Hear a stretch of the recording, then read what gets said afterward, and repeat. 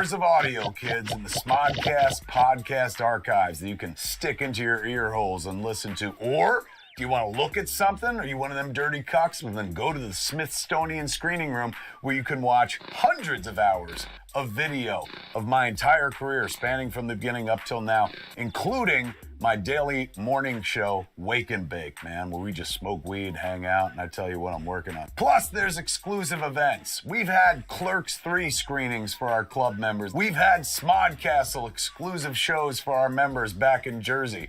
We do events all the time, including movies pop-ups. And there's tons of merchandise, of course, that Kevin Smith Club members get exclusive access to before anybody else. There are so many ways into that Kevin Smith Club, ladies and gentlemen. You don't have to come through the front door. You can come through the back door. We like it that way.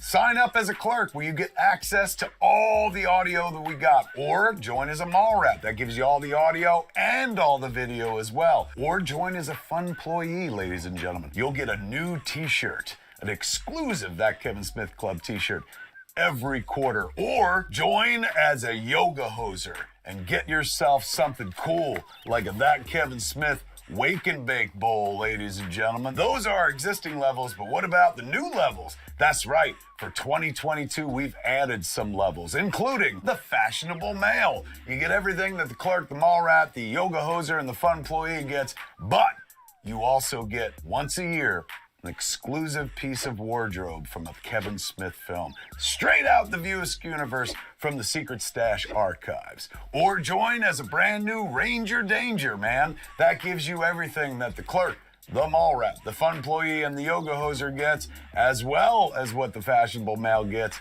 But then you also, once a year, get an exclusive prop direct from one of my movies. And if you've got untold riches coming out of your ass, guess what? Holy cow, there's the golden calves level, man. For that level, you come to my house, I cook you dinner, we record a podcast, and we shoot it for Wake and Bake, and it goes up on Smodcast, man. Very exclusive. Once a year, we do that. Join us at thatkevinsmithclub.com. Be a clerk, be a mall rat, be a fun employee, be a yoga hoser, be a fashionable male, be a Ranger Danger, or be a golden calf, ladies and gentlemen. I'll be waking and baking for you. Come join me at That Kevin Smith Club.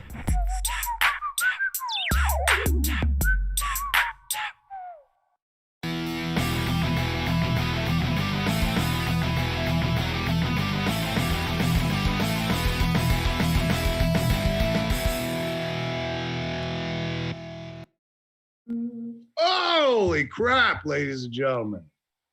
It is time, kids.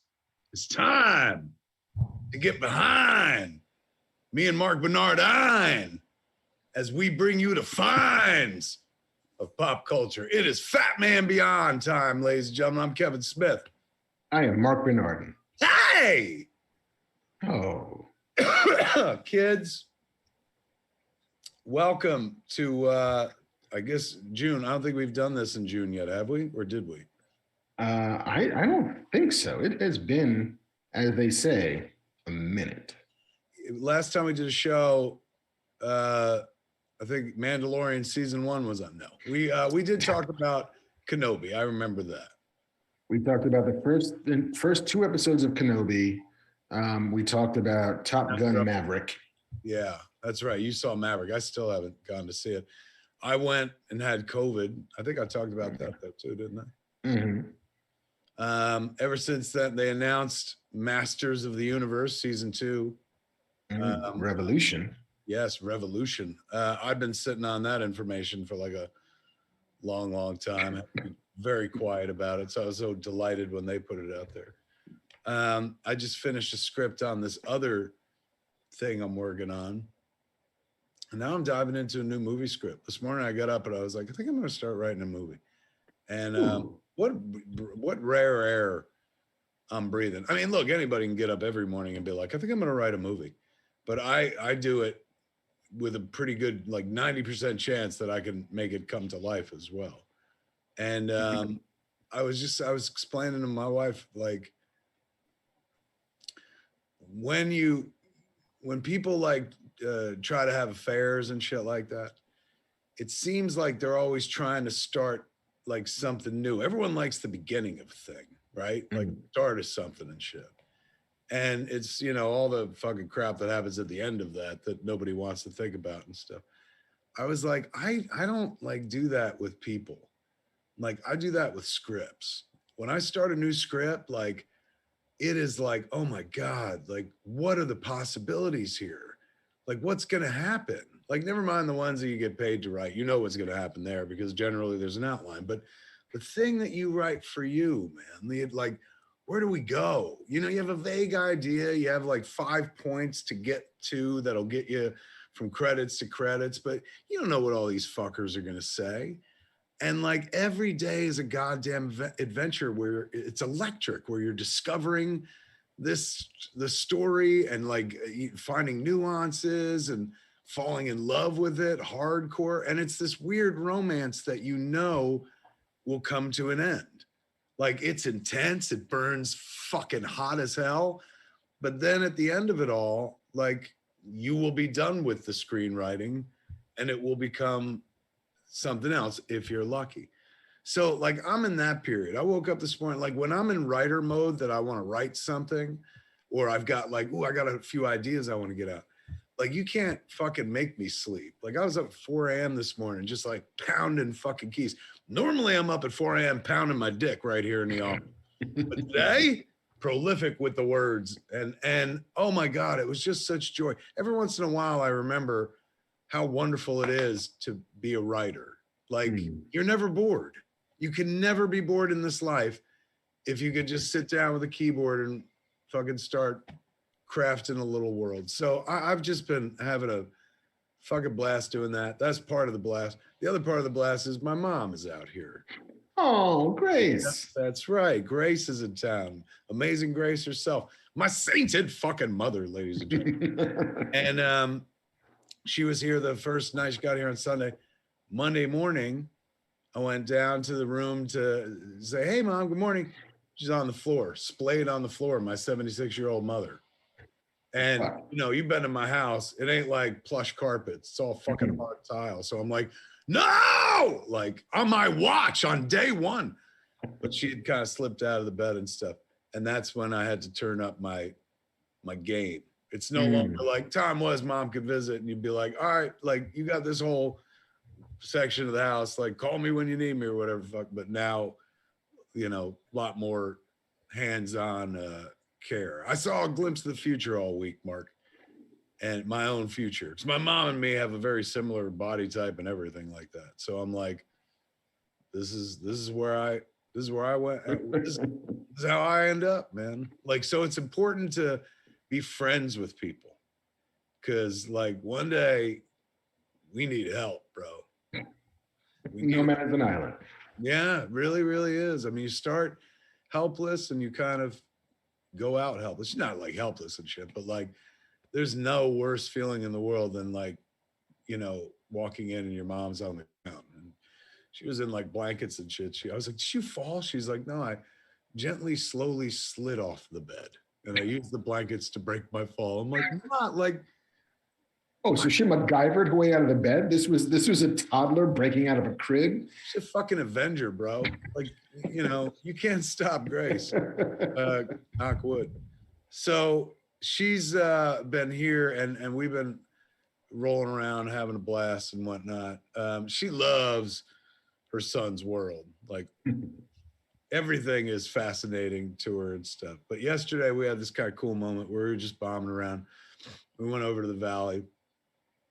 I was tagging stuff out in Pico, is where we have like the warehouse for jayandsilentbob.com where we send all the signed merchandise out of. So my mother loves that shit. I was like, we're going to Pico. I'm going to sign like 500 things. She's like, oh, that's great. Let's go. So, you know, she got to see the office and all that stuff. And I signed a bunch of stuff. And then we went back to town and like I was taking her, I didn't tell her where we were going, but I was taking her on this ride. And like Harley called and I was speaking to her on speakerphone in the car. And she goes, where are you? And I was like, I'm out with grandma. I'm taking grandma to Tiffany. And my mother's like, what? I was like, we're going to go to Tiffany, Ma. Like, you know, you're always talking about like diamond stud earrings. Let's go shopping. And, you know, nice feeling to be able to walk in with my mother into Tiffany. And I've, you know, spent 20 years of a marriage going to Tiffany. So I don't just walk in at Tiffany and people are like, hello. I walk in and like, oh, sir. Oh, you are back. You're like, oh, come this way. So they turned it on for my mom, brought her to like the back room and shit, and brought out a selection of like studs for her to try on. It was adorable. And when the guy went to get the earrings, I told the guy, I told my mom, I was like, I could predict that, you know, the first time you're going to put some studs in, and then he's going to tell you how much it costs. You're gonna stop all of this instantly. And she was like, oh, we'll see. And she had picked out this very, you know, modest pair of studs, but it's Tiffany. And so the dude flipped the tag, and my mother like flipped her fucking wig. She was like, what are you mad? What are you kidding? And I was like, you don't have to get those. In fact, I'd prefer it if you didn't. You get smaller, cheaper earrings and stuff. But she picked them out and stuff. She'd been wearing them around like a proud peacock and shit. Like, and so I just want to take this opportunity to thank all the people that have supported my bullshit since 1994. This is what I do for a living. I like, you know, fucking Silent Bob, Jay and Silent Bob stuff, fucking stuff like this with Mark, fucking, you know, Masters of the Universe. Like, I have an unrealistic fucking childlike life. I'm an overgrown goddamn adolescent for a living and stuff like that. And because like I've gotten to do stuff for years and people have been like, here's money, make me laugh, you fucking idiot. That money afforded me a moment where like I could be like, Ma, let's go get those earrings you always wanted. It was fucking pretty blissful, man. So thank you to anyone who's ever bought a Kevin Smith thing, and to anyone who's never bought a Kevin Smith thing. Oh, are you missing out? Go to jayandsilentbob.com. Well done. I had a similar moment a couple weeks ago because my son, who turned 18 yesterday, I saw it on Instagram. He just turned 18. Yeah, he's a man. He's a goddamn man now. He's no longer a minor. He's reached the age of majority. But the week before was his graduation, and so from high school. And so we had all 4 grandparents in for the first time at once, including my dad, who's never been out to visit for various like health related reasons or whatever. And so it was, you know, I remember a couple months ago, I was like, Dad, Luke is graduating from high school on June, whatever the hell it was, you know, it was June 4th or 5th. I was like, and you have to be there. He's like, okay, I'll try my best. I'm like, Dad, I will put you on a plane. I will fly you out here. I will put you up. All you have to do is say, yes, I'm coming to his graduation. He's like, you know what? I'll be there. And the ability to just drop that money and put your dad on a plane and to spend the money and put all 4 grandparents up in a hotel for 5 days. Well, like all of that is again, the side effects, the bounty of the life that we get to lead, which is one of make-believe and fantasy, where I don't have to build a thing. I don't have to buy anything sold or sold anything bought or manufacture anything that's ever sold, purchased, or whatever the hell. I don't want to buy anything sold, process anything sold, bought. I don't know, sir. I'm not actually going to try to figure it out tonight. That's why I hang out with your daughter. What a lovely, beautiful movie. I remember seeing that in the theater. And for the first time since John Hughes, it was like, holy shit, somebody understands us. Somebody like really fucking gets the audience. And that was the Cameron Crowe's first flick, right? Yeah, say anything. But yeah, it was nice to be able to, not quite John Hammond, we spared no expense, right. But still, I can swallow this expense, and it's not gonna cause any undue heartache. Believe me, my asshole clenched when my mother picked the first studs. I was like, what for? Here we come. That's how you get robbed in an alleyway, Ma. That's how pearls go flying and little boys cry over graves and horns come out of fucking cows. We don't want that kind of thing. What they don't tell you is Rodeo Drive is also an alley, and we don't want to be behind these things are now. He's not kidding. It is. Yeah, it's been lovely palling around with Mom. I left like mostly the whole week open. Thank God I finished that script last week. So, you know, we were able to do stuff, just and emergency stuff. Like after she fell down, she was like, "Can we go to the foot doctor?" I was like, "Fuck yeah, I'll take you any doctor you want, Ma. I'm gonna take you to the bubble wrap doctor. He's gonna wrap you up good and tight." But she went to the foot doctor, and you know, my mom's got, like, she's 76, she's got these real bad feet, and her doctor in Florida is like, she's gonna be in a wheelchair any second. Like, you know, these feet are the worst feet I've ever seen in my life. And we were at this foot doctor out here in Los Angeles, and he was recommended by my cardiologist. God, we sound like such old men. Regardless, I was like, "Hey man, I need a foot doctor for my mom." He's like, "Oh, take this. My guy across the street is wonderful. He's my buddy." We go in there, and I say to the doctor, I was like, "Are these like the worst fucking feet you've ever seen in your life?" The doctor goes, "It's not even by a long shot.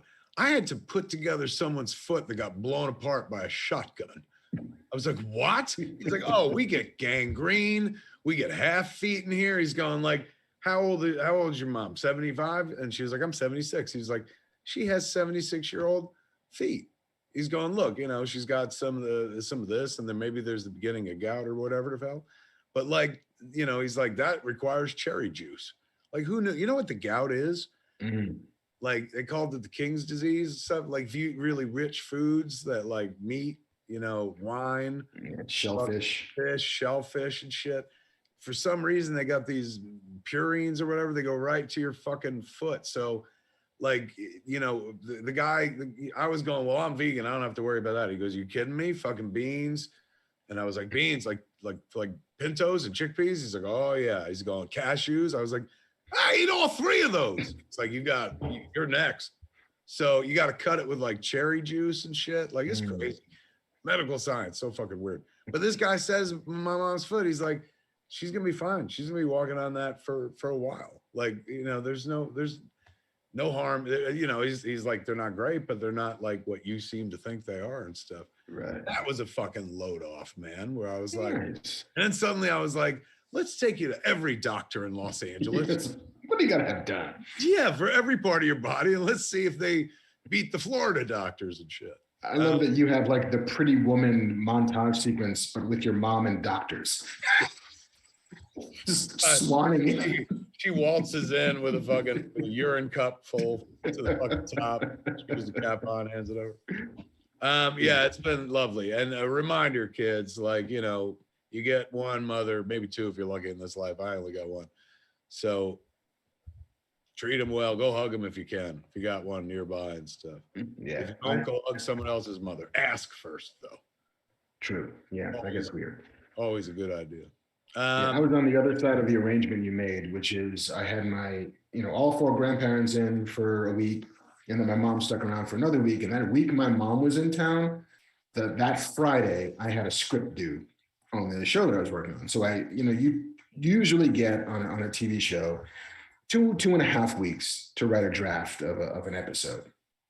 The first week of that was graduation week, so that was just shot. Like, there was no dipping off and doing any kind of work. You know, I was on the ball that whole time.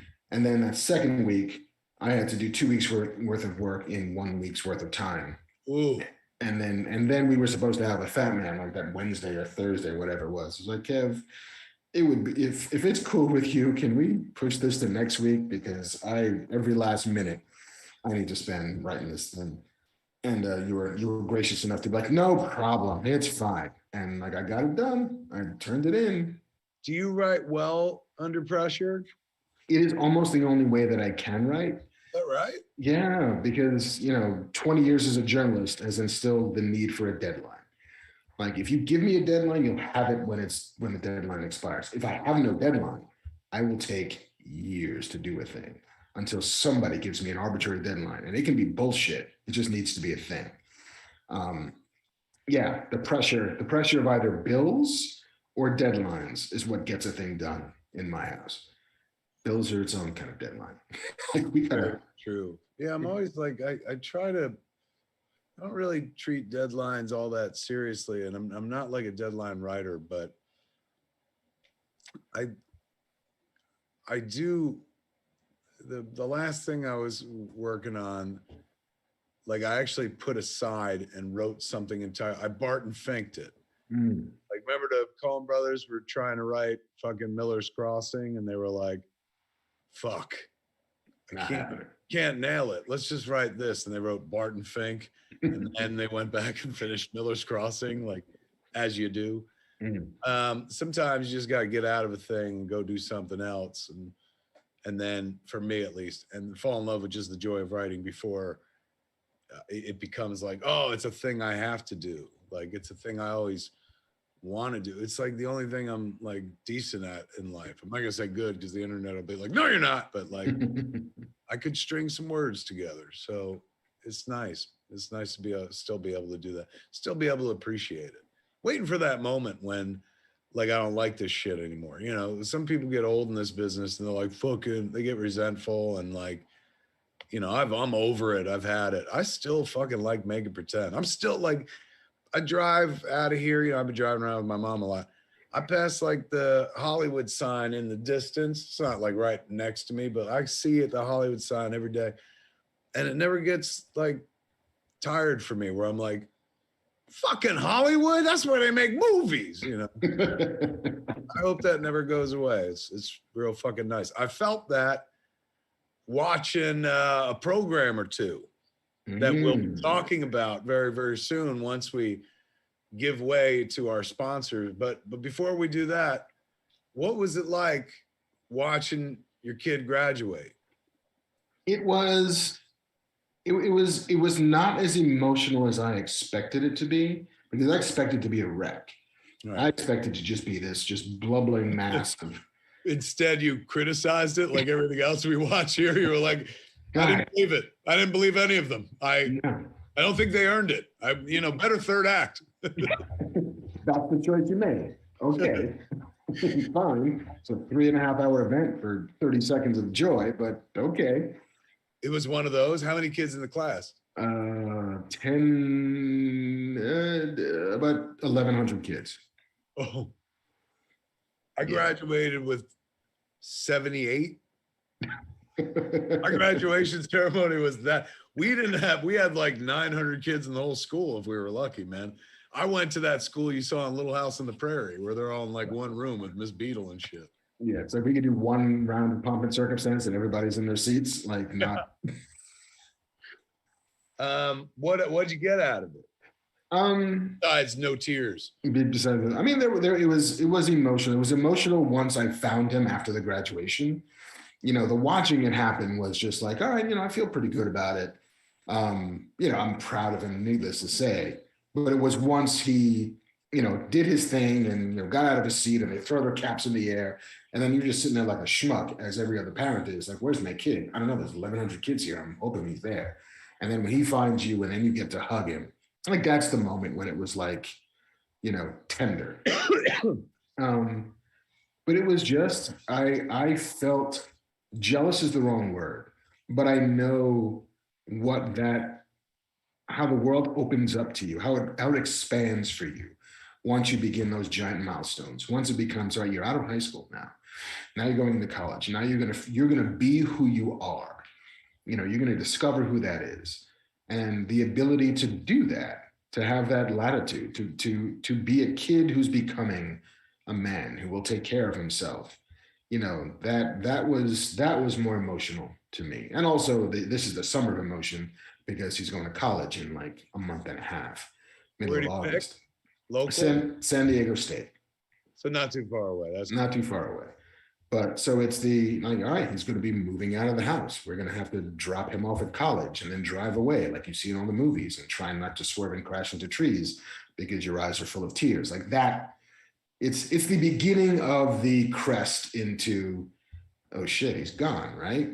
And that I don't think ever really changes because now is the beginning of he's not living at home anymore, not full time anyway. Now is the beginning of like, wait a second. If he's 18, I'm 18 years older than when we had him.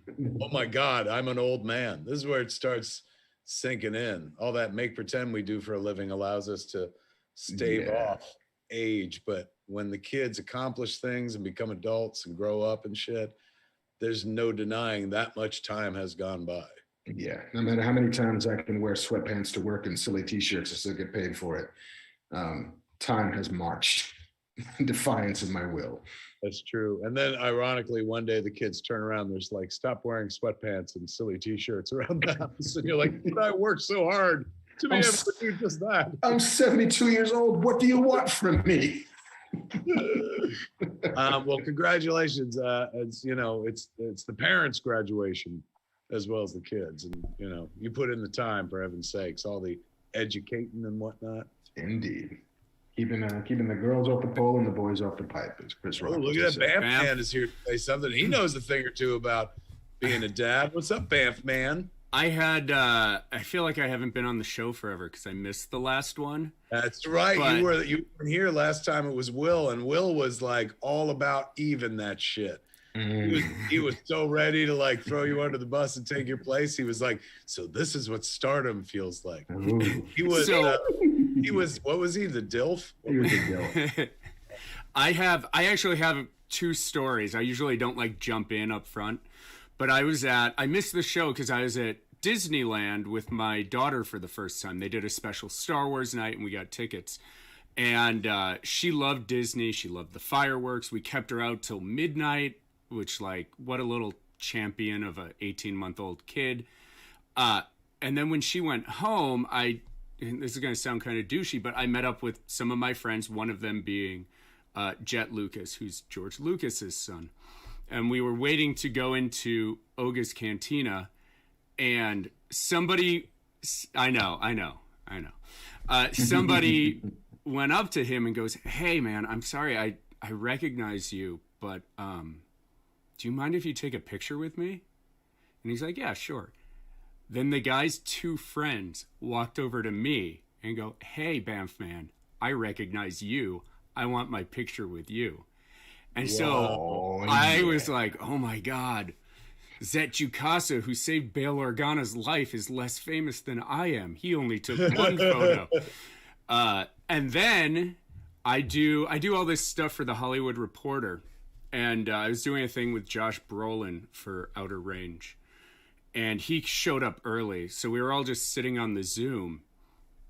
And the Hollywood Reporter moderator shows up on the Zoom call. And first thing he says is, oh my gosh, it's the world famous Bamf Man on this call. In front of Thanos. And I was like, oh my God. He recognized me before he recognized Josh Brolin.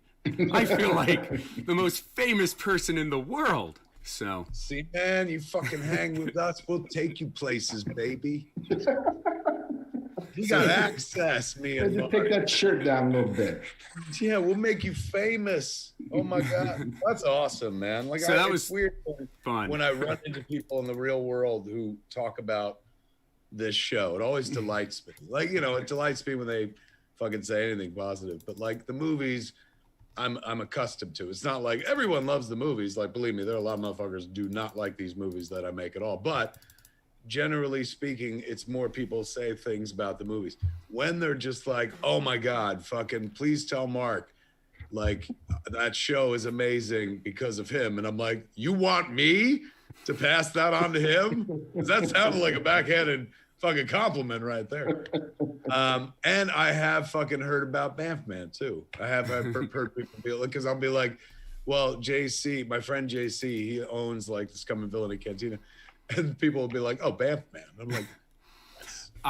I got stopped we were only at Star Wars Celebration we were there Thursday and Friday, and then Saturday, Jen woke up with COVID. And did you all get the Celebration COVID that everybody seemed to get? Yeah, and it was spaced out wonderfully. So Jen got it Saturday morning. Spaced out, which is so on brand. So she had it for 5 days, and so I took care of the baby all day and then worked all night. And I was like, I didn't get it. And then the day 6, she tested negative, and I woke up with feeling terrible with COVID. Ugh. And I was like, oh, God. Then I got through it. Day 6, I tested negative, and I'm like, we're all clear. The baby didn't get it. We did it. And she got sick, and she was sick for 2 weeks with COVID. She just got better. So yeah, we had 20 days of COVID essentially in the house. How does a baby deal with COVID?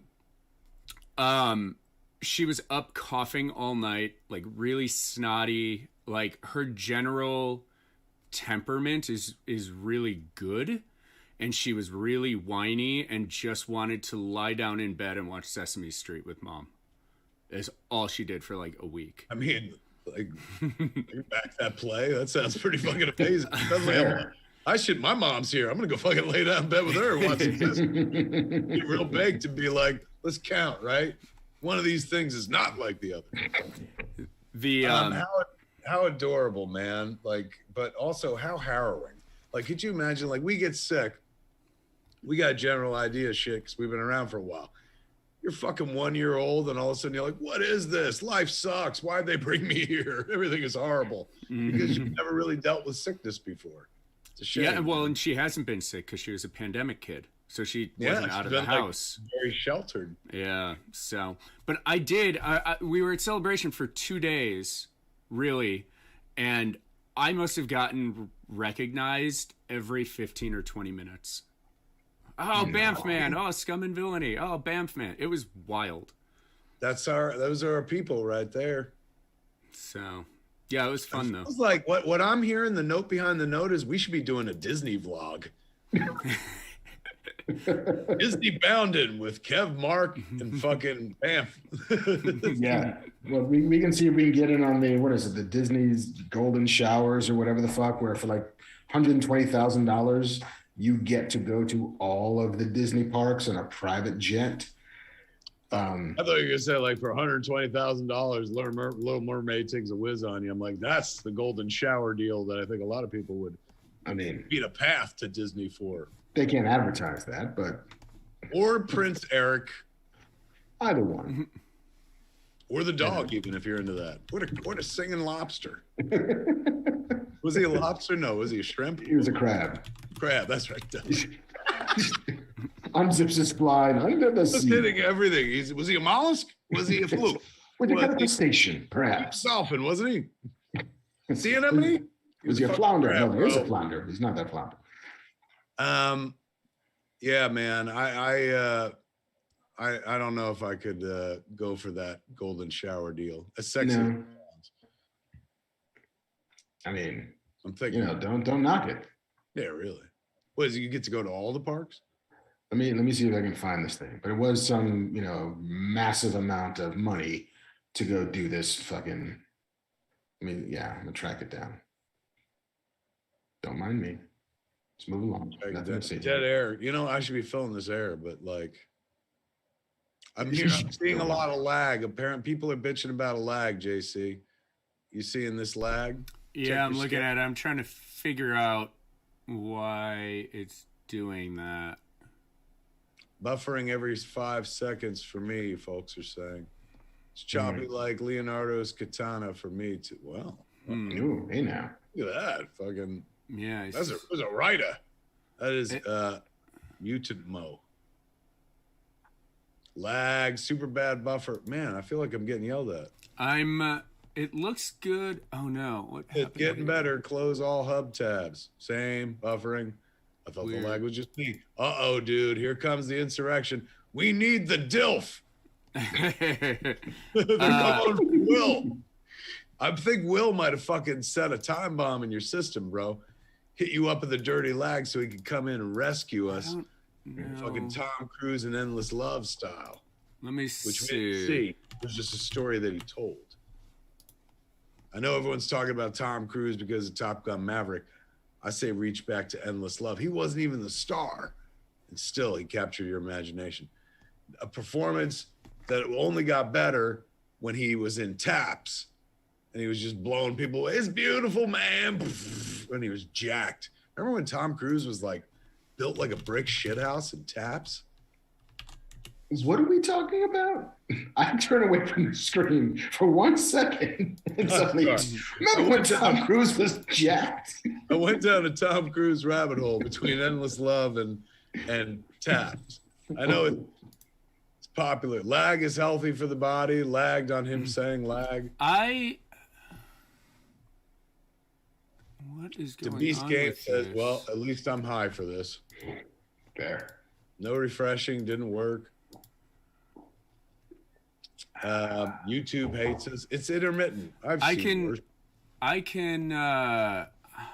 can stop the stream, but if it reconnects, it'll create a new YouTube video. Seems fine now. Yeah. Stream on low latency on OBS, says Latent Z. Setting. And that seems to be his solution to everything, including the screening. The show has devolved into us going like, is the show on? Does it work? Is there anybody out there? Anybody else? Scott Murphy says all good now. He says all right now. So is Tucker Sebastian. Says working for me now. DM Dad says it's clearing. I Need a Hobby says it's better now. It has been pretty stable for a long this time. All right, we're doing good. All right. I just clicked back in. I don't know. Back on track because now people are talking about taps. You know what I'm talking about. Yeah, it went weird. OBS went rogue on me. It started encoding at crazy frame rate, but it looks good now. So, all right, carry on, everybody. Do we want to jump into our ad before we go any deeper into Bedlam? I was going to try to say that we did the ad, but you didn't see it because it kept buffering. Nice. It's only nice if it would have worked. I know. I appreciate a good try to skate out of doing some work. Fucking dude, I don't know if you ever saw my first movie. Literally what it's all about. Leitmotif of my life, for heaven's sake. Who is our lucky first sponsor? Oh, I can smell it. Smells good. Could only mean one thing. Native's back, kids. Oh, the good folks at Native Deodorant. I'll tell you something about good folks at Native Deodorant, man. They take the stink and they put it in the earth where it belongs. They kill your stink and they cover you with the fucking sweet, man. You've heard us talk about how much we love fucking Native, man. The thoughtful formulation behind all their products is something that I'm reading from a script, obviously, but it's something that I've always loved because they understand it's not just what's on the inside of the couch, but also on the outside. That's why Native is releasing their deodorant that I know and love in new and improved, wait for it, plastic-free packaging. Why do you have to kill a dolphin to smell good? Ask yourself that. Why do you got to choke a fucking minnow just because you don't want to smell like armpit sweat? You don't have to, man, because Native's getting rid of all that plastic, which just winds up in the ocean and shit like that. They're doing their part to help the earth. Do your part by buying Native products, for heaven's sakes, man. How do you do that? You go to nativedeo.com/fatman, where you use the promo code FATMAN at checkout, and you get 20% off your first order. That's native D, the letter E, the letter O.com, or use promo code FATMAN at checkout for 20% off your first order. Can I tell you something, Mark? Do it. In January, Native is doing a collab. That's how they call it now. The kids call it collab, and they put an X and shit. Mm-hmm. It's Native collabing with Baked by Melissa. So listen to how sweet, man, these fragrances are on their products. This month in January, you get tie-dye vanilla cupcake. Mm. You can smell like tie-dye vanilla cupcake. Mint cookie cupcake. You could get fresh peach cupcake. That ain't for me. I don't go for peaches. No, I love me some peaches. I'm going to bury my nose in it. Do you really? Yeah. Show us how. Oh. Pretty hot. I think I just watched our fucking numbers take a jump. People are like, you have my attention, Mr. Peach Eater. He's going to the peach pit. Ginger lemonade cupcake. Oh my God, man. You could also get classic deodorant, sensitive deodorant, body wash, plastic-free deodorant, shampoo, conditioner, all those flavors. I'm looking in the wrong place. All those flavors going right into those products, man. I love Native. I literally love their products and I use them in my own shower. What the fuck is your fucking excuse? Don't have one. It wasn't meant for you. I mean, I'm talking to that guy and her and that little one over there. Stop stinking, kids. Native. Tell them, Mark. Native is also a proud partner of 1% for the Planet and are committing 1% of their plastic-free deodorant sales to environmental nonprofits. And just like all of Native's other deodorants, their plastic-free deodorant is aluminum and paraben-free, kills odor-causing bacteria, and has 24-hour odor protection to keep you feeling and smelling fresh. So if you're ready to try plastic-free deodorant, go to nativedeo.com/fatman or use the promo code FATMAN at checkout and get 20% off your first order. We thank the good folks at Native for sponsoring this here episode, first half at least, of Fat Man Beyond. Long-standing Native sponsor. Indeed. They like us for whatever reason. And I'll tell you, it's easy to like them. They smell good. Shit tastes good. Don't eat it, but it smells good enough to eat. Don't do it, though. Don't eat it. Don't, but it smells that good. Put it on someone and then eat them. Show them, Mark. Do the peach thing. That was it? I mean, I thought you were doing this. My ad was covering you. I assumed that you were showing people how do you eat a peach. I just buried the nose and shimmied a bit. I don't know what the fuck you're doing. Nicholas Hamill says, I'm a happy Native user. Love that citrus orange and body musk wash. There you go. Musk body wash, rather. Musk wash. Check this out, man. You learn shit doing this show. Mike Ono in chat says, a young Moff Gideon is in taps with Tom Cruise. Giancarlo Esposito is in taps as well? Well, Giancarlo Esposito was a working actor back in the day. No kidding. He's in Trading Places. He's in the scene where Eddie Murphy's Billy Ray Valentine is in jail after he gets arrested by the police for faking not having any legs. Giancarlo Esposito standing right next to him as he talks about the pint of blood technique. And I'm a kung fu man. I bleed on the inside. Like pimple-faced Giancarlo Esposito. And here I thought, for me, I think the first place I saw him was to Do the Right Thing. He was bugging out. He's a long-standing Spike guy. I saw him at one of the last cons I was at, maybe the Orlando MegaCon. And he was rolling by and he said hi. He's such a sweet dude, but impeccably dressed. The best dressed man at Comic-Con, man or woman, like a fashion plate, hands down. Power to him. Man, oh man. Wow. I gotta rewatch Taps, man. Again, everyone's like, fucking Top Gun. You really want to impress me, Tom Cruise? Sequelize Taps. I know your character dies in it, but fucking figure it out. I don't know why you're being so resistant to Maverick.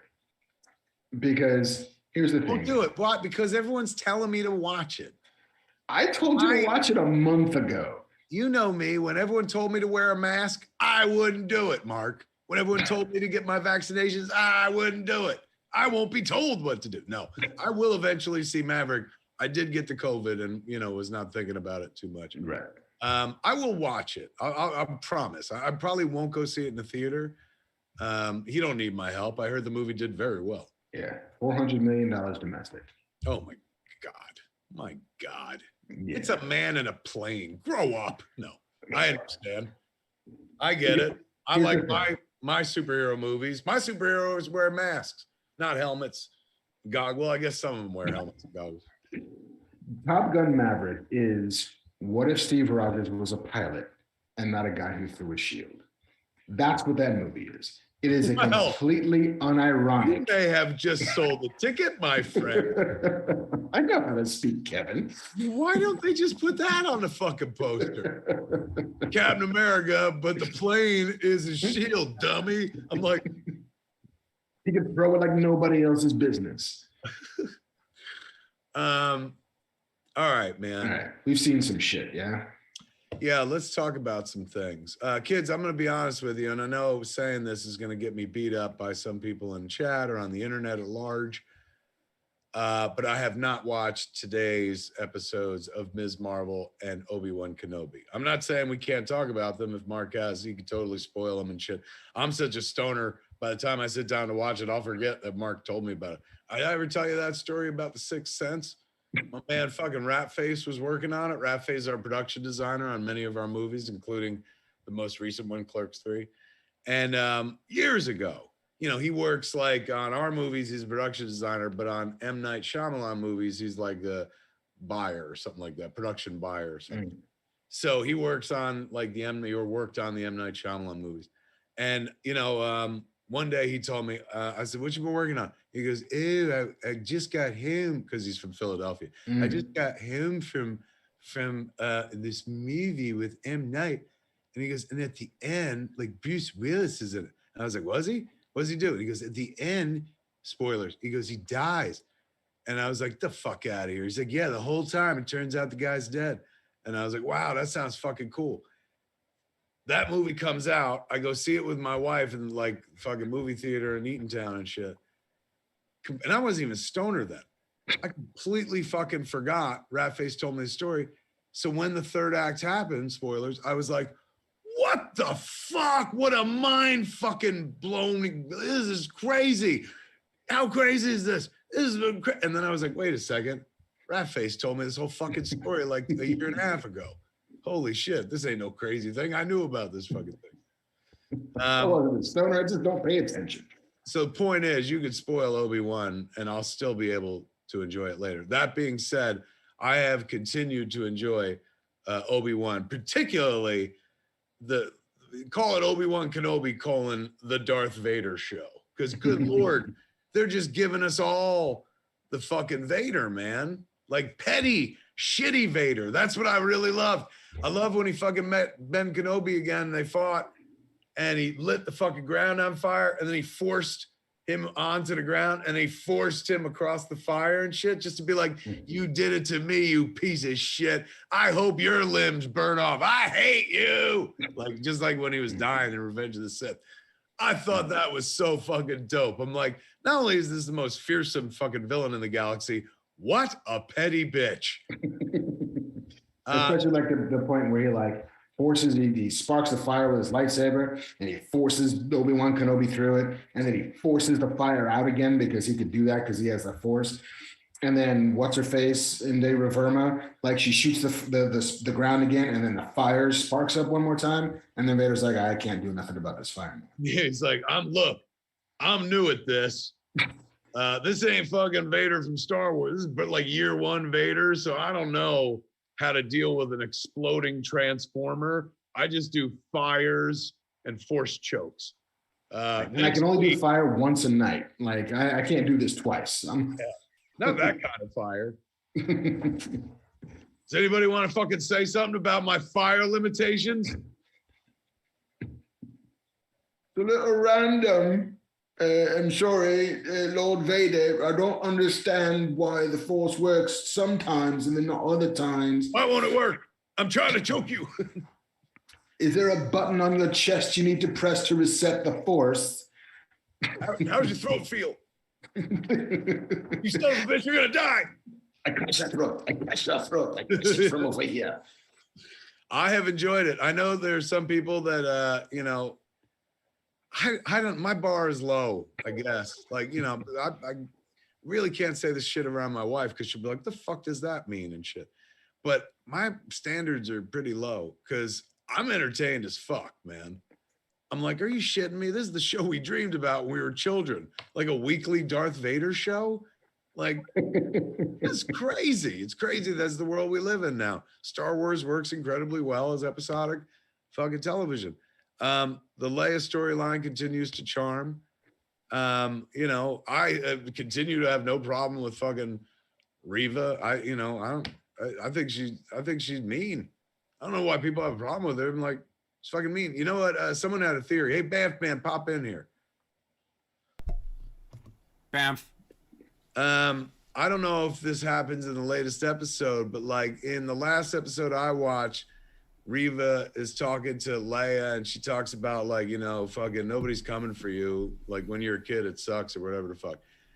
Do we know anything about these Inquisitors, like their backstory? Because what I'm starting to fucking smell, and I'll be honest with you, it wasn't just me smelling it by myself. Mike Zapsik, I was in Jersey at Jane Silent Bob Secret Stash, my comic book store, 25 years in business, this weekend. And Mike Zapsik floated this, and I was like, holy shit. Do you think all those Inquisitors are meant to be Jedi younglings that he didn't kill? So they reveal in the new episode that she was just her or all of them? Just her. As far as this episode, that would be what a brilliant retcon. That is honestly like one of the weirdest, most disturbing moments in all of the Star Wars movies, and I'm including the fact when brother and sister make out. Like when he fucking snaps on the lightsaber and the kid is like, and fucking like they've told us for years that they just butchered all those fucking kids. I thought it would have been kind of cool, and I'm sure people would have had a problem with it. You know, just nobody likes anything when people are happy. But I thought it would have been a pretty dope retcon if like he didn't kill those kids. Like he was like, I ain't fucking killing kids. And he was like, let's just turn him over to the dark side and shit like that. And so ultimately he wasn't this child killing shithole, you know, which makes it like when in Return of the Jedi, when he's, you know, like, save me, my son, he takes his fucking, you know, go, my son, leave me. And he takes his helmet off and shit like that. Like, you know, that we saw Darth Vader blow up a planet, but really that was Grand Moff Tarkin. Saw him go hell-bent for Skywalker, cut his fucking hand off, tell him he's his dad, and then fucking like not try to save him when he fucking pitched himself off.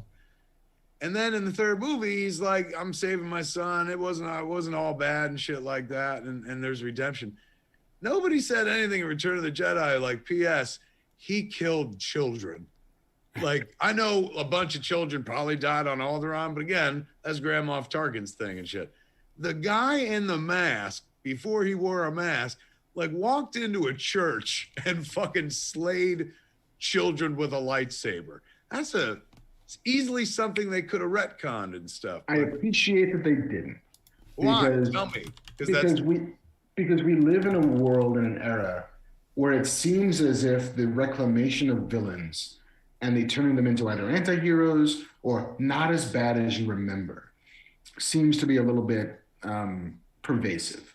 You know, like Venom used to be a bad guy, not a bad guy anymore. Joker kind of used to be a really bad guy, not that bad of a guy. He's getting a sequel. It's a musical. It'd be fun. Like the idea that evil doesn't just get to be evil anymore. You know, and Vader as, for us, our childhood avatars of what evil meant. And the fucking crimson metal balls of George Lucas as his own studio to say, oh no, here's how bad he was. He was Space Hitler, who was killing children because they had a strain in their blood, a midichlorian count that made them enemies of the New World Order.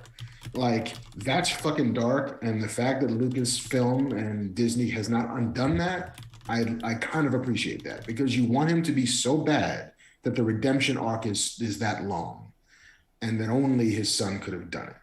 Like, I think that's actually kind of beautiful, and in order for that to work, he's got to be as bad can be. And to George Lucas, he's killing a bunch of fucking kids. And there's a warning in front of episode 5 that I haven't seen anywhere else on the show, which is this episode has imagery that might be troubling. Given the wake of children being murdered in their classrooms, the idea that here's a story about a guy who's murdering children in their classroom, you got to warn people it's coming. And you got to... I didn't even put that together. My God, that's like, duh. Oh yeah. So a little like, in case you're feeling a certain type of way, and if you're human, you might need to be aware this is coming. They're calling us out again, JC. When I'm bamfing in, it seems like it's causing a problem with my graphics card. So I'm gonna keep my face off. But I have it up on Twitch, and we look okay on Twitch. So I hope that we'll catch up on YouTube. Yeah, we're looking okay on YouTube now. Mega Sith says, this shouldn't be this hard to stream. Hey, man, like, you got to remember, me and Mark were born in, like, the fucking 70s. Well, having our own fucking little TV show that we can literally sit at our desks or at home and broadcast live to the world, like, this is pretty miraculous, man. I mean, it's deep future shit. It's also like, if you want to get technical, I updated vMix, which is the program we use to produce the show, to version 25. before we started the, like last week before we did this show. So every time you update software, I mean, we learned that with Clerks 3 and Avid, right? Every time you update something, it may not play nice with something else. And that's, I think, what we're experiencing today, a software update that is now not playing very nice with the other tools required. For all the things we talked about that they missed with the lag, would that be on the show proper or no? Yeah, I started rolling a backup copy. So when if it's bad on YouTube's archive, Will can upload the archive copy and it'll be super clear. I will, for those asking, they're like, what did Kevin say? I should probably not say it because people would be like, you dumb son of a bitch. But I was saying, like, it seemed, I didn't know the plot of the most recent episode of Obi-Wan, where spoilers, they reveal Reva's past history connection as a youngling to Anakin. And Mike Zapsik, when I was back east, was saying, like, you know, what if he didn't kill them in the Jedi Temple? Instead, he fucking said, let's just flip all these kids to the dark side. And I was like, wow, that'd be like a real, for me personally, a decent retcon, because that's the one thing of part of Star Wars lore that I felt like, wow, that went a little fucking far out there and stuff.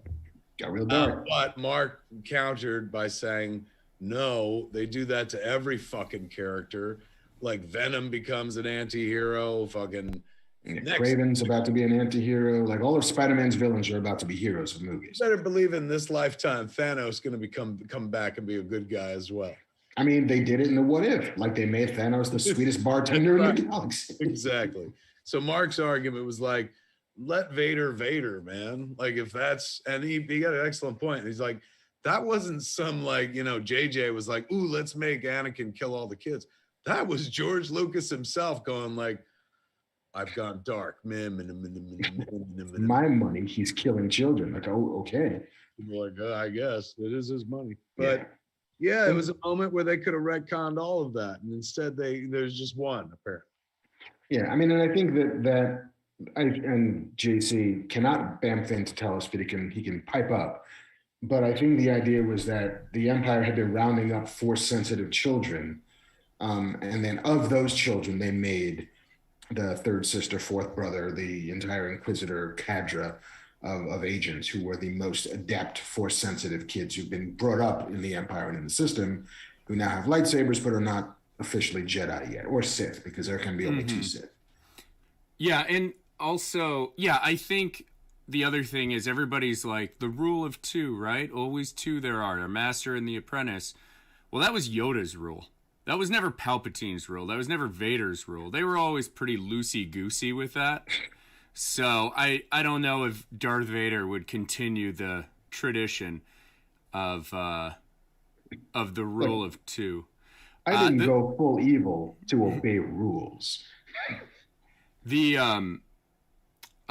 thing that I really enjoyed with the last episode, or episode 4 of Obi-Wan. To be honest with you, it's weird hearing the disembodied voice.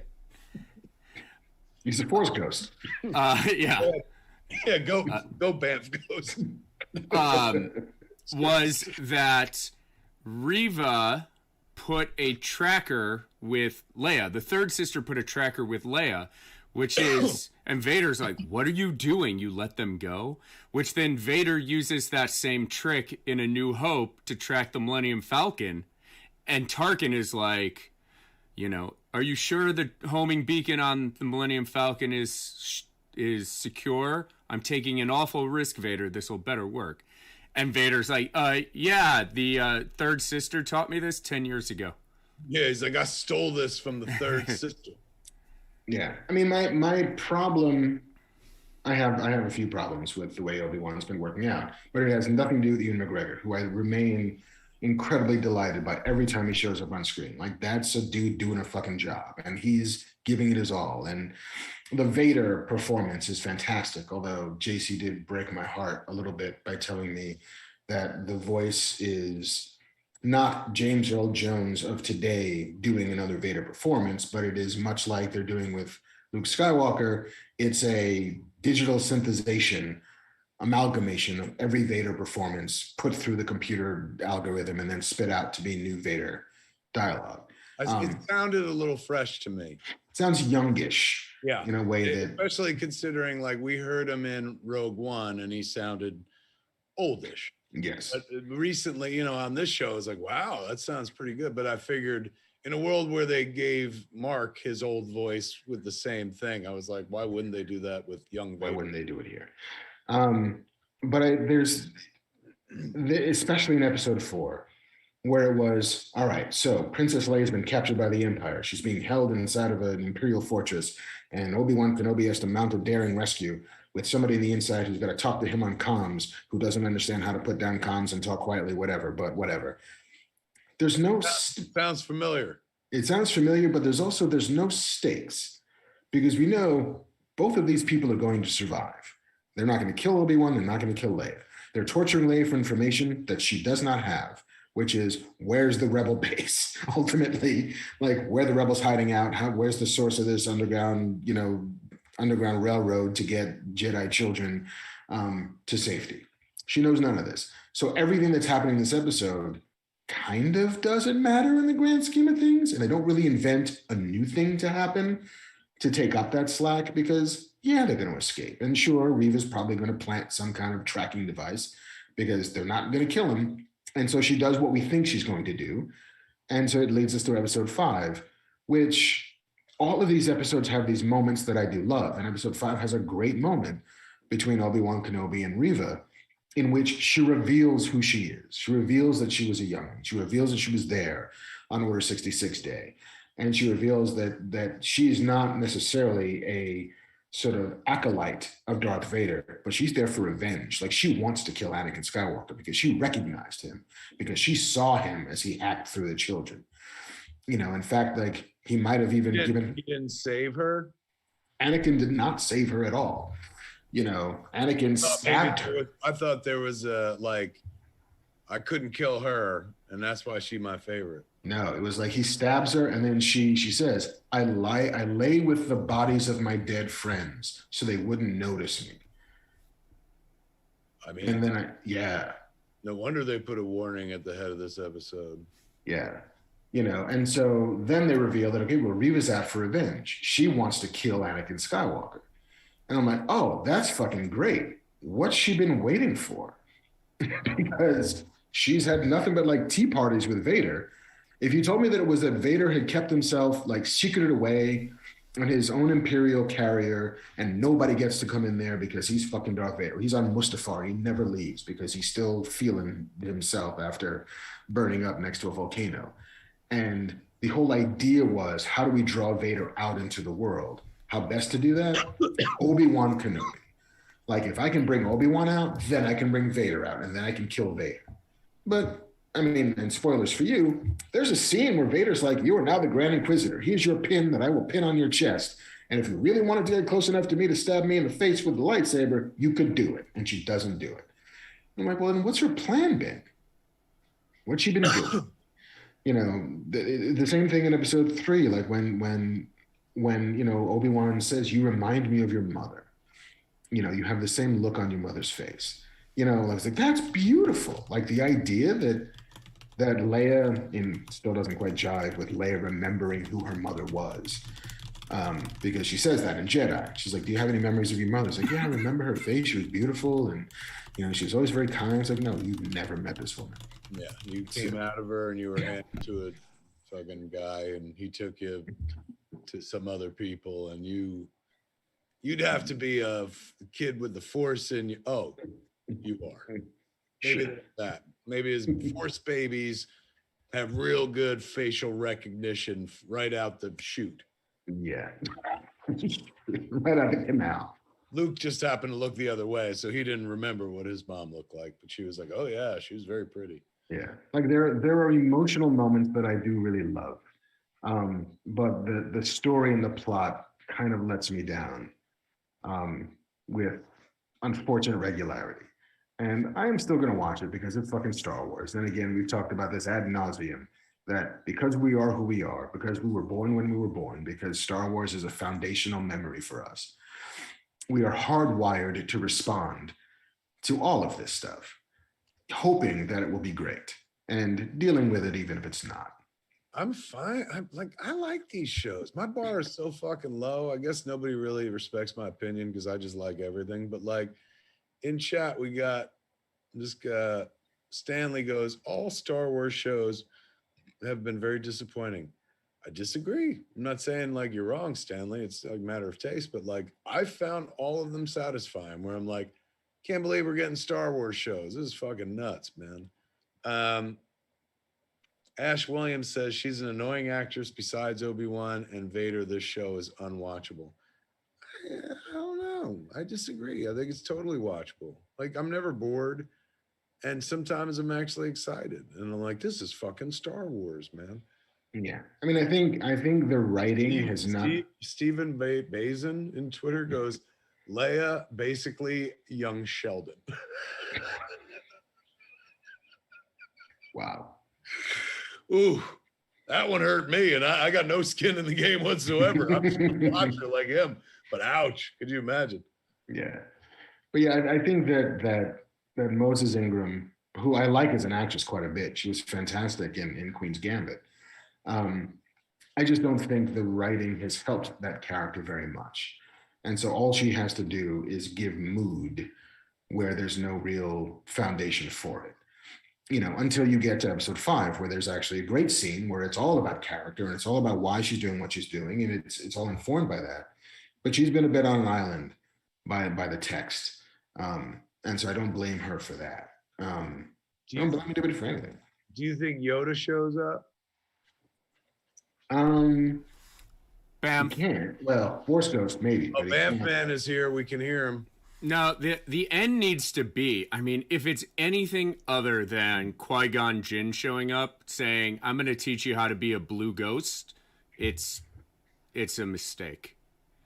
It's got to be Qui-Gon, and you have to get Liam Neeson back for that. Well, he's been saying cameo. Qui-Gon, like, you know, or not Qui-Gon, but he's been like trying to reach out to him in the first few episodes. So I assumed it was a foregone conclusion that Liam Neeson was going to show up. But do you think Yoda pops in there?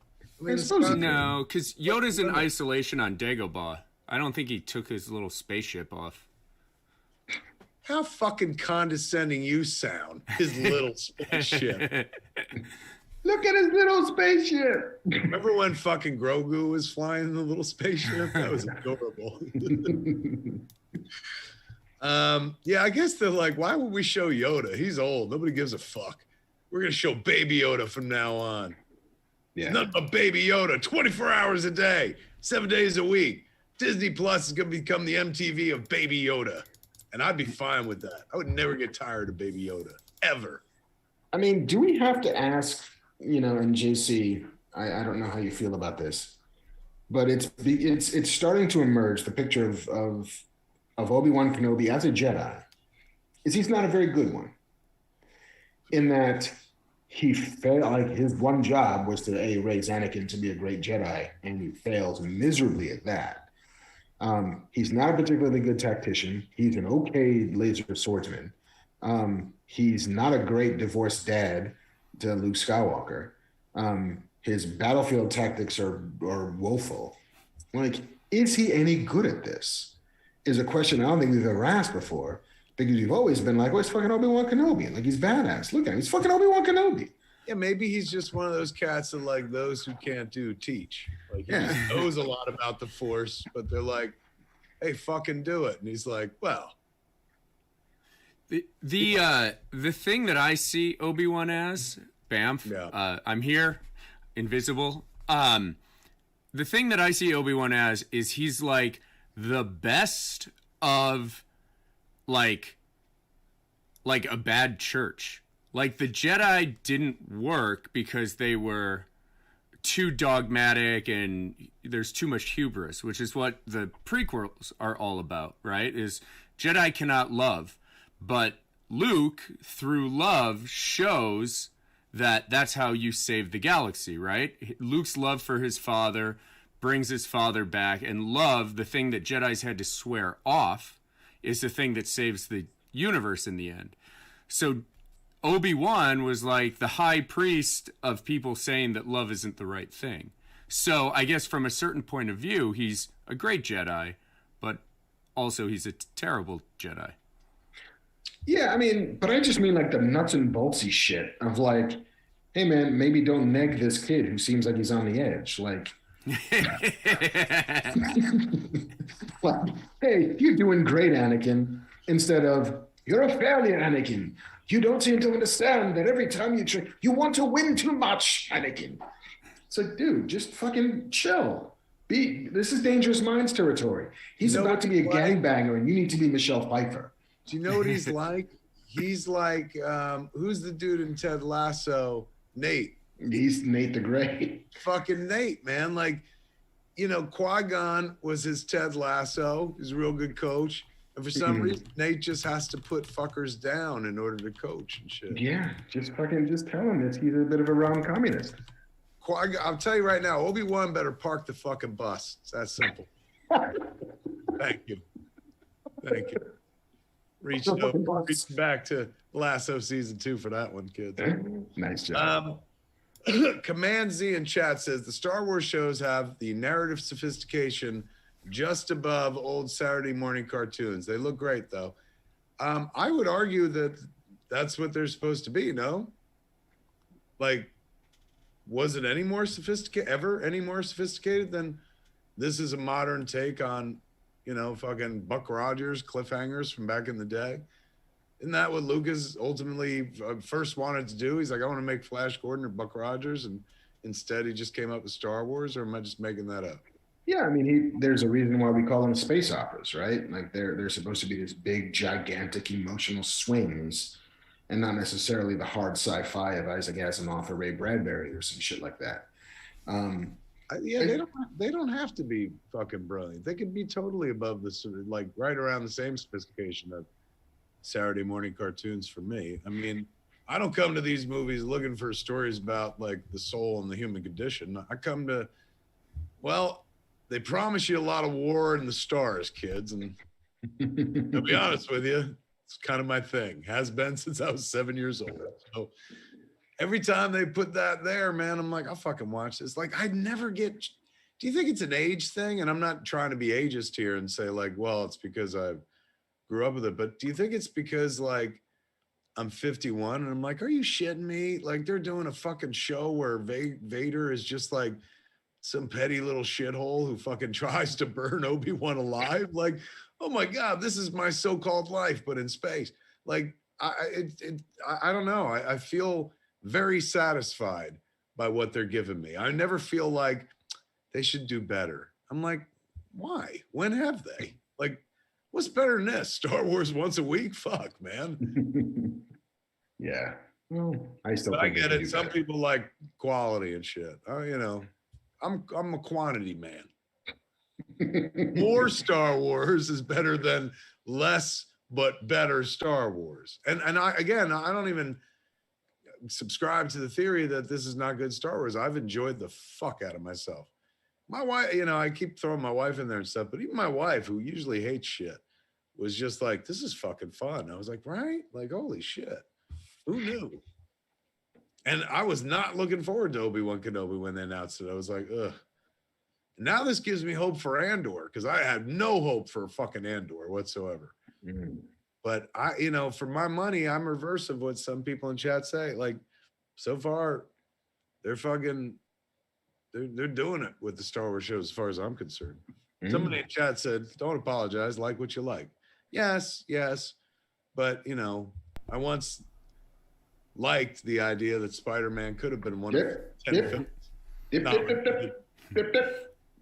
Took a lot of shit for that. So, Bamf. I'm hurt, kids. Oh, Bamf Man is here. I think I hear him. Yeah, I'll say this about the Star Wars today versus the Star Wars of 40-plus-year-old people is that people of our age hold Star Wars very precious because it's like, well, you get one Star Wars movie every 3 years, and then you take a 10-year break, and then you get a Star Wars movie. Not all Star Wars has to be wonderful. Not all Star Wars has to be for you. Star Wars there's enough Star Wars now. We're going to get Bad Batch, we're going to get Obi-Wan, we're going to get Andor, and then early in the next 12, January, February, we're going to get more Mandalorian. That's more Star Wars in the next 12 months than the three of us had in the first 40 years of our lives, So, like, if you don't like it all, okay, don't watch it and then put on the next show. Mav in chat says something I find very interesting. You want something you could watch more than once. That may have historically been true, like in the 70s, 80s, 90s, but in the era of too much content where there's like no time to watch all the things you want to watch, I'm okay watching something fucking once. I don't need it to be like, oh, I got to be able to watch this 10 times. I'm more of a scene guy now where it's like, I'm going to go back and watch that fucking scene because that scene made me happy. That scene made me fucking cry, whatever the fuck. Any scene that grabs me emotionally. But I'll be honest with you, I don't need to rewatch a fucking thing. The days of rewatching a thing for me I can't balance them with the current era of trying to keep up with so much fucking content. We grew up in a lovely time where you could watch Caddyshack fucking 100 times because you didn't have to watch every episode of the fucking streaming show that was starting and ending and like, if you didn't catch up to it, you were going to be left behind or something like that. Yeah, that's what summers were for, right? Like TV took a break for 4 months and then you got to just watch movies either in theaters or on video. And the dream, though, when TV took a break, like, we'd always be like, man, I wish TV never took a break.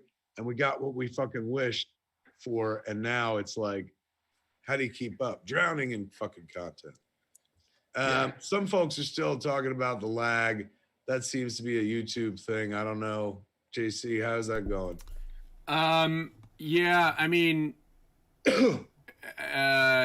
Benjamin suggests just delay the stream a few seconds. It's all good.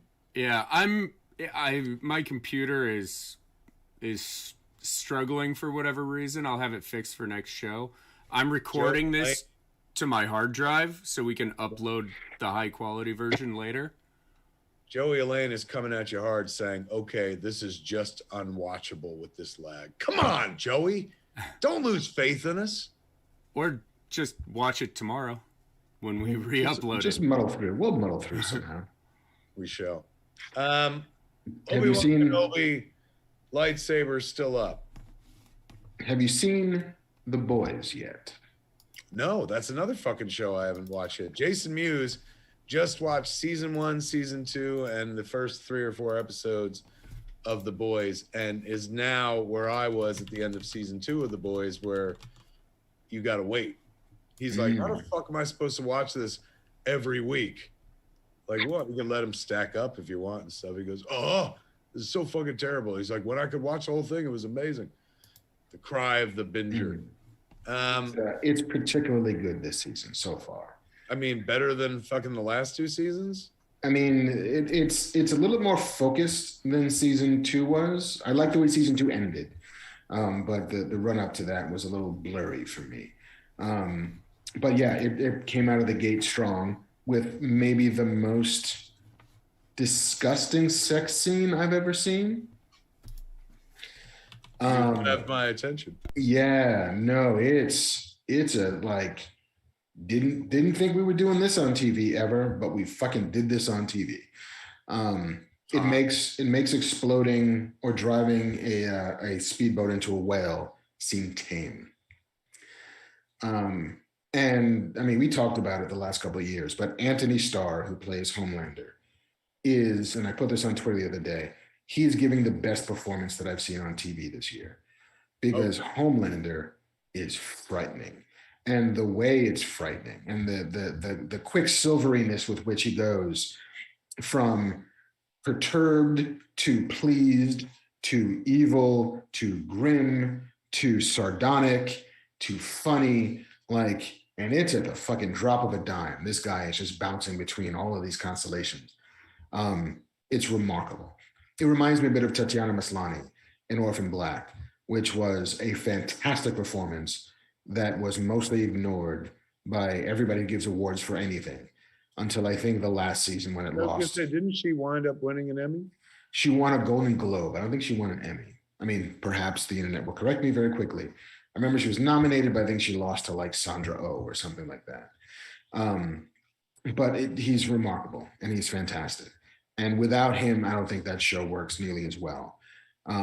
And it's also very clear that at some point the show needs to come up with an answer for that, because it's getting, as much as I like him, it's all Homelander all the time. And so at some point your good guys need a win. And you have to find a way to remove him from the scene. But that's a them problem. I'm just enjoying it as it goes. Ms. Marvel. Yes, let's talk about Ms. Marvel. I am always. I'm gonna tell you right now, fucking in chat, NA says Kevin's standards are McDonald's quality. I would say Veggie Grill, but you're not wrong. It doesn't take much to satisfy me, man. Ask my wife. That's why we've been married for like 2 fucking decades plus. She just looks at it. I'm like, ugh. So, yeah, the bar's real low here, kids. But you don't need a low bar to appreciate Ms. Marvel. Jesus, what a charming fucking show. Charm City. Yeah. From top to bottom. I saw episode 1. I've not seen episode 2. It made me miss being a teenager. Somehow it made me miss being a teenage girl, even though I never was one. And man, oh man, it's just so John Hughesian wonderful. But even more, like, it's not just John Hughes. It's not like kids meditating, on existentialism and shit. Like, it's joyous. The visual overlay, what they do with their graphics is just so fucking like fun. I saw someplace compare it to Scott Pilgrim, but I didn't feel that. When I watched it, I wasn't like, oh, this is very Scott Pilgrim-y. It felt very fresh and kind of original, its own unique thing. These directors, very distinctive style. These are the same cats that are doing Batgirl, correct? I believe you're right. Fuck, man, look at them walking between two worlds, right? Marvel Yeah. and DC. This show is fucking Charm City. As much as that little girl loves the Avengers, like, that's how much I love Marvel. So as I sit there and watch the show, I'm like, there's my character. I too wish that I could fucking be one of the gang. What is her name? The girl? Iman Vellani. Movie star. I mean, never mind movie star, just a star. Absolute star quality, pure joy. Exudes pure joy in that performance. Like, how do you not fall in love with that character in the show? It's so fucking charming. It is. And like, I don't need there to be a big bad guy. You know what I mean? Like, they hint at the end of episode 1 that, like, there's a couple of shadowy government agents who are interested in her and let's go bring her in or whatever. And like, they might be a threat at some point. From what I've only seen half of episode 2. I had to stop watching to come and podcast tonight. But if it could just be a girl figuring out how to navigate being a teenager, being Muslim, being Pakistani, being a kid from Jersey, all of these things while trying to grow up and date boys and live with her best friend who clearly has a crush but can't make it happen, and navigating these new powers that are changing as her body is changing. Like, that's all enough. Like, I don't necessarily need there to be a villain she has to punch in the face by the end of this. I'm sure there will be, because it's a Marvel superhero show and we got to have somebody to punch. But, and I'm also very cautious on judging first episodes of these things, because I similarly loved the first episode of Moon Knight and did not really like the way and the places that ended. So I'm not gonna be like, this is amazing, but it's very fucking promising. I can't drink at your bar, bro. It's too high. Got a stool, baby. I gotta go to McDonald's, catch a drink, because fuck. What is with you people, man? I don't get it. Like, the people who are like, it's all right. I'm like, fucking Moon Knight was on TV. That's all. I don't give a shit what the story is. There's Moon Knight. And it was Oscar Isaac, one of the greatest actors on. Oh, God, I'm so easy to please. It's sickening. But yeah, I'm in on Ms. Marvel. Right? Like, how fucking sweet is this show? I honestly feel like it's weird to say because clearly it's made mostly for kids, but like since she's such a fan of that world, like I get it. Like I was right there. I'm like, holy shit, man. Like they got my number because they're doing us. Mhm. And all superhero stuff is wish fulfillment. I don't need to look at a boy superhero to still have a sense of wish fulfillment, man, or to still be able to take a journey with a character and identify with it and be like, "Ooh, I wish I was her." So I'm not divorced from like, well, it's a girl, so I could never have this adventure. She's every fan. Like, oh, she Mhm. fucking loves Captain Marvel so fucking much. But the Avenger Con, like, they better do that in real life. Like now that they've established it, I'd pay cash money to go to that Avenger Con and stuff. Mhm. Yeah, oh, it's just fucking lovely and it looks beautiful. Yeah. And it's weird. Like, I know I'm not supposed to, I'm a middle-aged white man and I'm the problem and blah, blah, blah. But, I grew up a fat fucking kid, dude. And I know what, and a poor fat kid at that. And so I know what it's like to be excluded and kind of left to the side. And nobody thinks that you'll ever be the person or anything like that. So even though like it's a story about like a girl, who doesn't look like me, I fucking latched onto the story right away. Like I in weird ways, like identified. I mean, it helps that it's set in New Jersey, although they have a New Jersey convenience store. And Yeah. what? It's not a Wawa. What? You don't fucking call the king of New Jersey convenience store? Jersey City is only fucking 45 minutes max from fucking Leonardo and Quick Stop, whatever. It's early in the season. Perhaps the call is coming. There you go. But yeah, and I think that everybody has been a bit of a misfit. Everybody has been unsure of themselves. Everybody has been, to your point, a little bit on the outside looking in. Everybody has a family who expects things of them. Everybody has rituals that they go through as part of their religion or their culture, whatever that is. Even if you're a fucking Polish guy from New York, or even if you're an Italian guy from Queens, even if you're whatever. The fact that she has her own very specific kinds of barriers between her and the life that she wants, that she will have to learn how to navigate in order to become the hero she's going to be, is no different at all than Molly Ringwald having to get her parents to remember it's her fucking birthday. Like, it's the same shit. It just looks a little different, but functionally it does the same thing. Why is she on the outside looking in? And how is she going to find her way inside? Or is she going to stop caring about it and be who she's supposed to be? I fucking love it. And I love getting to look into a culture that I'm not privy to. I mean, the second episode, there's lots of there's a whole thing about how her cousin, I think, is running for, a member of the mosque board. And so they go to this big festival and all of the little tiny pockets of this in this culture and this religion that I had no access to previously. Like, this is great. I love it. Give me more of this. Give me more specificity of a thing that I don't already know. I'm with you in that. That was fun for me because it's not my world. So I was like, oh, nice. Like somebody here in chat was talking about, ZB says, is the halal gap equivalent to leaving a space for the Holy Ghost, which is what they would do at Catholic school dances when we were younger.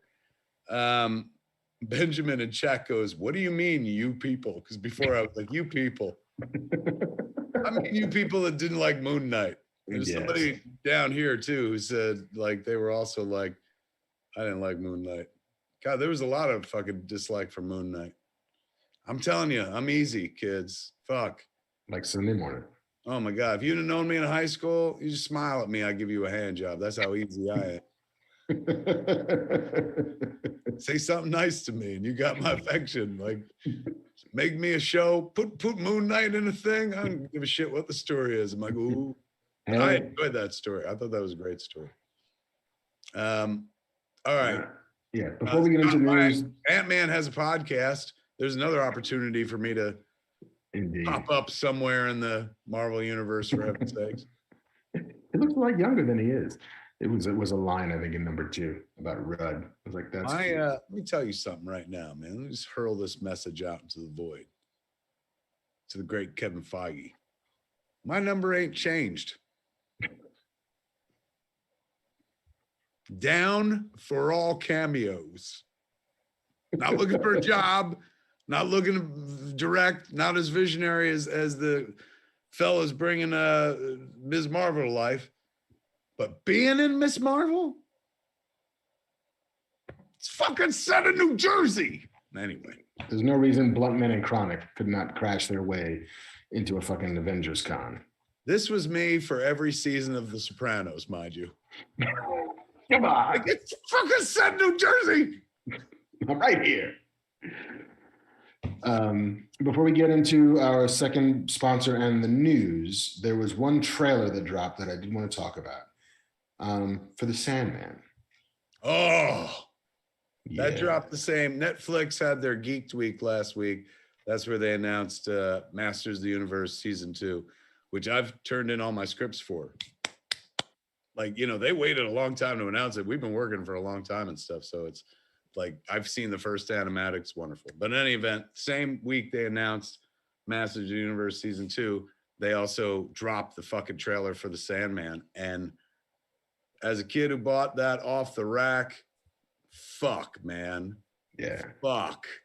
God damn it. Like that shot of them fucking calling Dream and him just fucking landing in the binding circle, hitting so hard, gives me chills, man. That's fucking, it's crazy. And then ending with the side shot of the Corinthian and just seeing the single blood drop go down. And that's our boy, right? That's the most beautiful man in the world. It was a Skarsgård, isn't it? I'm not sure. Is that a Skarsgård? Playing, I think, maybe look it up or something like that. I bet you Chad will let us know. But I think that's the Eric the Vampire, no? From fucking from True Blood. You know? Let's see. Maybe I'm wrong. Sounded like see him. what we Looked can like see. him in the quarter profile that we saw. No, it's Boyd Holbrook Oh, and Boyd Holbrook is from Narcos. Yeah, and he was the bad guy from Logan. yes, I like him. All right, I'm happy Yeah. with that too. I called it wrong. Look, I don't know what to tell you. I'm getting old. Look. Look, they didn't even show me the guy's face. From his ear, I guessed fucking it was a Skarsgård. Took my shot. You tried your best. I went all in on a Skarsgård. Fucking, It's an easy thing to do. I got Boyded. You got Boyded. Nice. That fucking trailer looks magic, doesn't it? Oh, I can't wait.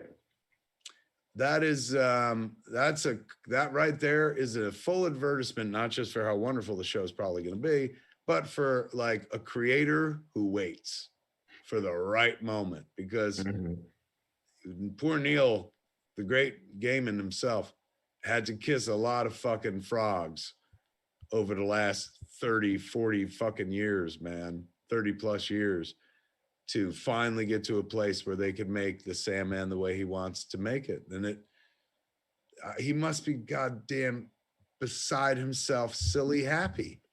Yeah. I went to these ideas like writ large, so fucking nuts. he's been on tour, like a sort of speaking, reading tour, an evening with Neil Gaiman, very much like an evening with Kevin Smith, except he does more reading and it's less dirty. But I went to the one he had in LA, so the theater at the Ace Hotel, where you've played. I came to see you there once. Yeah. And it was lovely. I mean, it's him like doing Q&A, but the cues are already on cards that he gathered from the audience. He's just reading and answering them as he goes. And then reading selections of short stories and snippets and whatever. He did a lovely little Batman poem in memory of Neil Adams, which was very sweet. But then after it, I ran into him at this little sort of meet and greet after the show was over, and he showed me that trailer. About You 2 saw it weeks. before anybody else? I saw it before anybody else. He was like, come here. Come here, Mark. I want to show you something. He's got a very proper accent. He's He not does, like, very much. "Boy, come here, mate." He's very he's posh. He's less John Constantine for sure. Yeah. But and he was so fucking giddy to show it off, because it's gorgeous and it's the closest that he could have possibly thought he could get to what it ought to look like. And to see him so happy about it and to see him so giddy about it gave me lots of hope. He's one of the good guys, man. Like, you know, this business is full of people that are, it's very high school, this business, very young attitudes and young fucking almost childish attitudes. Thank you, my love. She's all taken care of. My wife dropping off fucking liquid death, telling me my mom's taken care of. Outstanding. Hi, Jen. She yelled hi from the other. She won't dare come on fucking camera, but she yelled hi. What were we just talking about before I was so fucking rudely interrupted? Neil Gaiman.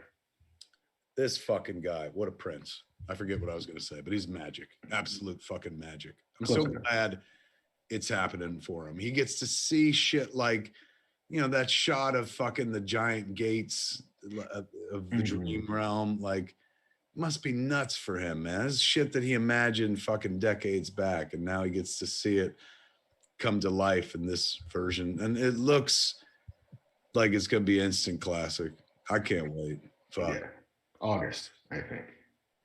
This is that moment where a bunch of new people are gonna discover the Sandman and shit, and you know this always irritates some piece of the fan base, right? Where they're like, "Hey man, I like this shit before anybody knew about it." I mean, I bought issue 1 off the shelf, kid. So I was fucking there for the birth of the Sandman and shit. I took the ride from the beginning, but I'm happy to have people be a part of this. I'm like, yeah, more people need to fucking discover this shit. Yeah, and of course the differences in interpretation of some of these characters will no doubt piss off some longtime fans. Why? Because you know, why can't we have nice fucking things, Mark? I don't understand somebody off. I don't understand it. But the minute you decide that Lucien is not an old white guy, but a young black woman who's the keeper of Dream's library, you know, the minute you have Joanna Constantine instead of John Constantine, it's going to piss people off. The minute, you know, the idea that they have been reinterpreting some of this work in a way that Neil has been at the forefront of championing. Of like, yeah, no, Lucifer, I'm sorry, is going to be played by fucking Gwendolyn Christie and not Sting. I'm sorry, but it's the way they chose to go. And I, as a person who loves those stories and has loved that comic book, am thrilled to see a new version of it. That's different than what I remember. You know, bring me the new. I know what it was. Now I want to see what it is. They also announced that the great Skeletor himself, Mark Hamill, will be playing the role of Merv Pumpkinhead. Ah, the two of you are bonded in one more way. It's true, because in the podcast version, the audible version of the Sandman, I am that character. That means in the audible version of Star Wars, I should play Luke Skywalker. Why are you laughing? That wasn't a fucking joke. You think think my dreams are fucking funny, Mark? I was gonna go to Taji Station and pick up some power converters. What is your background? That is Warner Brothers. That's Chuck Jones. I felt like it was very Bugs Bunny. Which one? This is I'm trying to remember the name of it, but it's where Daffy Duck is Robin Hood. Yeah. Can't remember the name of that. I should remember it, but dodge, turn, parry, spin, whoop, and zoinks, and away. Friar Tuck. Yeah. Zoinks, and away. We were a generation raised by Looney Tunes, and it panned out. Worked out. So. I never fucking had an anvil drop on my head. How about you? Dodged every piano I saw. Before we get into Q&A, we should talk about our second sponsor of the evening, the good folks at Blue Chew. Oh, yes, folks. We have another sponsor, man. And this shit is going to get you excited, dare I say, turgid even. Ooh, the temperatures aren't the only thing that's rising this summer. That's right. We're sponsored by Blue Chew. Oh, kids, you know what that Blue Chew is, man. That Blue Chew, heavens. That Blue Chew, that's what you chew to do. That voodoo. Yes. You do so well. We're just spitballing right here, kids. Building it out as we speak. Follow along, if you will, by going to BlueChew.com. BlueChew.com. If you use the promo code FATMAN, you're going to receive the first month free. That's BlueChew.com for more details, important safety information. As we're talking to you about the good folks at Blue Chew, man. Guys, it's time to bring that summer heat into the bedroom. And this is coming from my heart. I ain't reading this off a script. I'm always concerned about whether you're bringing it in the bedroom. You've watched every episode of Fat Man Beyond. What do I always say, Mark? Are they bringing it in the bedroom? Yes. How's your boudoir game? Strong? Well, let's make it stronger. Because the temperatures are not the only thing going to be rising this summer, Mark, thanks to Blue Chew.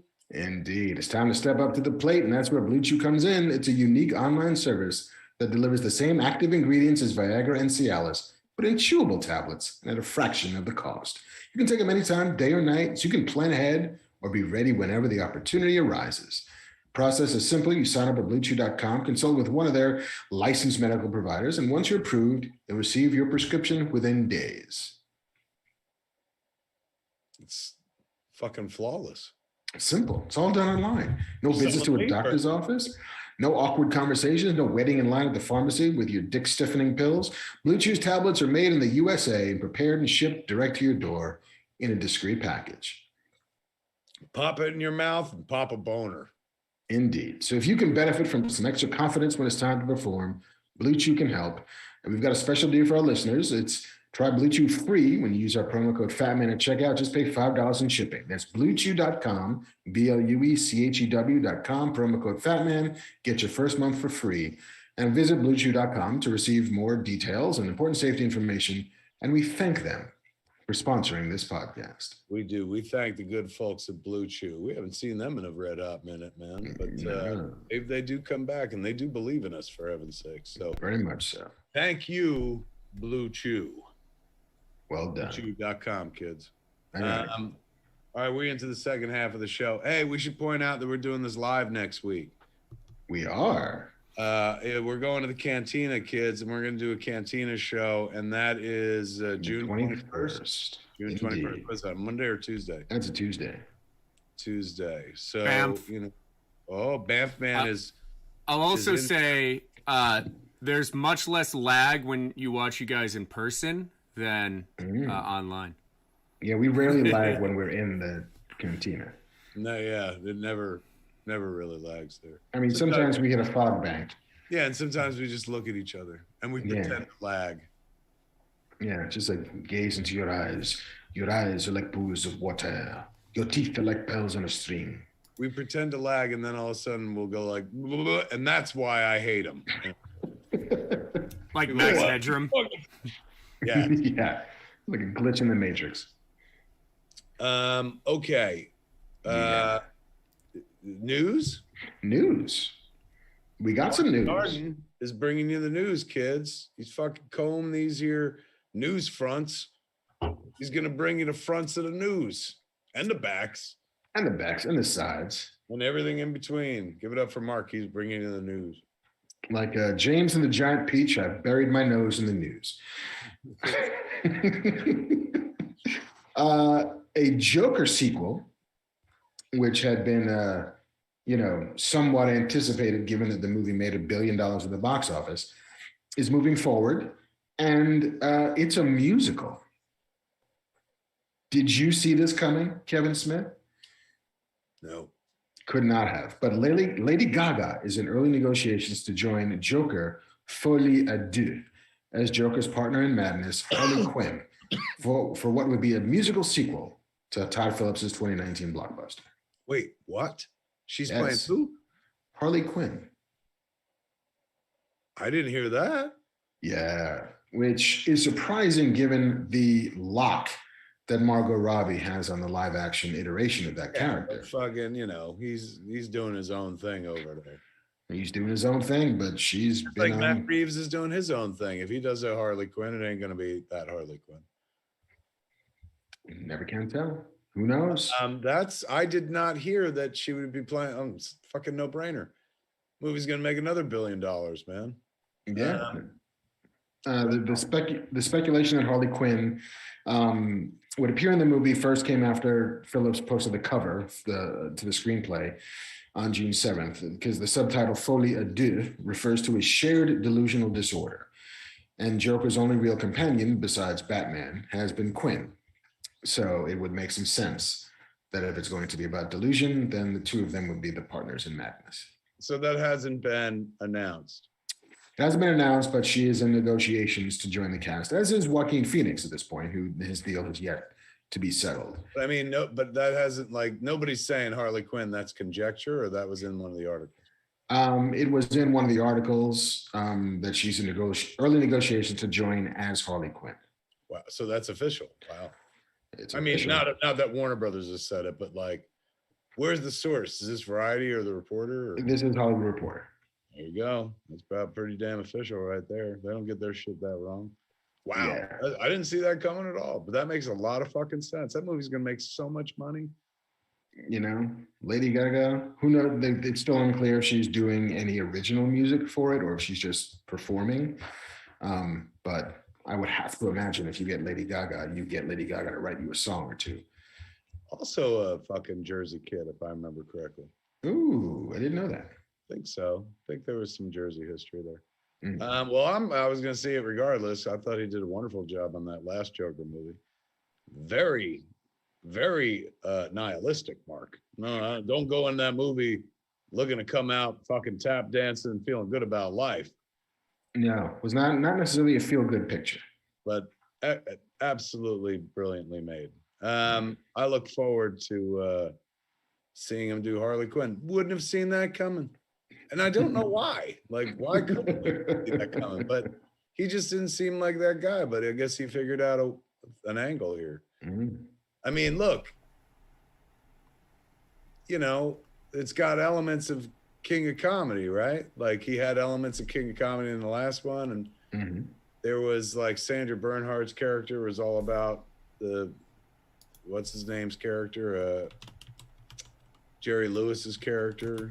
Mm-hmm. Something like that, where she's a hardcore fangirl that, you know, maybe she isn't. Maybe she is a doctor. Who the fuck? You know what? I ain't gonna conjecture. I just can't wait to fucking see it. Somebody in chat said that was really high. Kids, I'm 51. There's no such thing as really high at 51. Not at all. Oh my God. I can go drive a fucking tractor trailer truck right now if I needed to. I've never done that before. But I think I'm so high, I feel like I could. It just makes me really confident at this point. Benjamin in chat said Joker Face, LOL. Because didn't you sing a song called Poker Face? Indeed. That was her first big hit. Command Z said it before him. He said Joker Face. I don't even know how that song goes. God damn it, I'm so old. I can't fucking beat these kids at their own game. Joker Face is a legit good joke, and I pun. The only winning move, Kevin, is not to play. Shiloh Store says, shame on Disney for ditching Tim Allen for the Lightyear spinoff, by the way. I didn't think that was the case. I That thought is not the case, Shiloh. the idea was that this is not Buzz Lightyear, the toy. This is Buzz Lightyear, the real guy on which the toy was based. I thought we had this discussion. We did. It seems as if Shiloh just wants to be, allegedly, an asshole. Alex Phillips said, Joker 2, Folie à cash. You ain't kidding. They're going to get paid. Everyone's going to get paid, and it's going to make a lot of money. But you know what? This is what you pay for, man. Like, this is the kind of thing where I'm like, take my money. That sounds like a good idea. Mm. Is it ready? My only complaint is it ready to be watched now? Some folks in chat were asking about Clerks 3. Do you have info? Since we were talking about motion pictures. I believe you'll be seeing a trailer early in July, perhaps. Yes. I've seen the posters. They're wonderful. I saw the trailer. It's fantastic. I was delighted. I had 1.5 note on the trailer, and it wasn't like a long note. It was like, can we flip these shots? Yeah, they nailed it. I was very impressed. You know, when you're a filmmaker, you dream of the trailer, because at the heart of every filmmaker is just, kid who loves movies, and fucking trailers are what we called coming attractions back in the day. Indeed. Just as powerful as the fucking feature itself. And it's an art form that belongs to an editorial elite few. I consider myself an editor, but I'm an editor of my own work. And even as an editor of my own work, I don't think I could distill a movie into 2 minutes and make me excited about it without, fucking making me go like, wait, you're missing this, you're missing this. And they put together a trailer. I was like, look, if you don't like that fucking trailer, skip the movie, because that's the fucking movie right there, like distilled without the ending and shit. So I look forward to people seeing it. It's coming soon. Anyway, back to Mark with the news. This week, in Ezra Miller is apparently an asshole. The Flash star deleted their Instagram account after posting a variety of memes taunting authorities who are actively searching for the actor after they were accused of manipulating and grooming an underage fan. This guy's less a superhero and sounding more and more like a supervillain, man. Like, I'm sorry, they are sounding less and less like a superhero and more like a supervillain. Yeah. At what point does Warner Brothers go like, I mean, I don't fucking know. But like, Miller is reportedly hiding from law enforcement officers after Chase Iron Eyes and Sarah Jumping Eagle were granted a protective order against the Flash star on behalf of their 18-year-old child, Takata Iron Eyes. The couple alleges that the actor took advantage of their child since Takata was 12 years old, engaging in cult-like and psychologically manipulative, controlling behavior. Iron Eyes and Jumping Eagle have stated that Miller provided their child with access to alcohol and drugs. To counter that, Takata has since defended Miller, claiming that their father is transphobic in a message that he posted to Instagram. But the Chase Iron Eyes and Sarah Jumping Eagle cast doubt on the legitimacy of the statement, revealing that Takata does not have a phone. And so, yes, Miller has been, apparently the memes that he's used to taunt the legal officials who are pursuing the actor feature texts such as, "You cannot touch me, I'm in another universe," and "Message from another dimension." And the longest of the 5 messages reads, "I'm shielded from negative people and their ill intent. My spirit, mind, body, soul, and success are not altered by anyone's envy. I'm protected from all negative something people attempt to throw at me. Subconsciously and consciously, I clear any and all hidden peers or hidden enemies." I don't know what Warner Brothers attempts to try to do to salvage the Flash movie, which, again, of all of this, that is the least of the concerns, which is, allegedly, Miller does not seem to be the nicest guy and has done a series of not great things to fans and children and people he's been staying with, to the point where he's been arrested on numerous occasions and restraining orders filed. But yeah, Warner Brothers has a giant $200 million movie centered around this actor, that if were to come out tomorrow, I feel like is somewhat unreleasable. And it's not as if they didn't know that he had some issues under their belt, because there was the allegations and video of Miller choking out a fan. Before they even started shooting a movie, I thought that video came out, right? Yeah, that video was... Before they started shooting this Flash movie. He'd been in the Flash a few times. Somebody pointed out they've been trying to make this movie, or they announced this movie, back when season 1 of the Flash TV show started. Yeah. They announced Ezra Miller as Flash. Was that accurate? I don't think it's as early as season 1, because I remember the conversation that we had was Grant Gustin is the Flash to vast swaths of the world. Yeah. Warner Brothers spent millions of dollars advertising him and teaching an audience that this guy is the Flash. And so to then put a different person in the films seems counterintuitive to how you're spending this money. And definitely contrast to Marvel's idea that everything is the same story. And so if you're going to put the Hulk in a TV show, the Hulk had better be played by Mark Ruffalo. Otherwise, don't put him in your TV show. And so there was a chance for them to replace Ezra Miller with Grant Gustin before they started shooting Flashpoint, but they stuck with the guns that had been set forth by Zack Snyder, who cast him in Justice League. And now they're reaping the bullshit whirlwind. I am sorry to sidetrack this, but Gavin Gardner just pointed out in chat that Poker Face came out 14 years ago. So it's not even a current reference. No. And I couldn't even muster that. You tried though. Yeah. I was praising the person that made the Poker Face joke, but this cat pointed out, bro, that's song's like 14 fucking years old. It's not even a finger on the pulse. You kids today in your music. Joke. Oh my God, I'm getting so old. Still people complaining about the lag. Kids, JC apologizes. He had some issues, but we suggest just refreshing.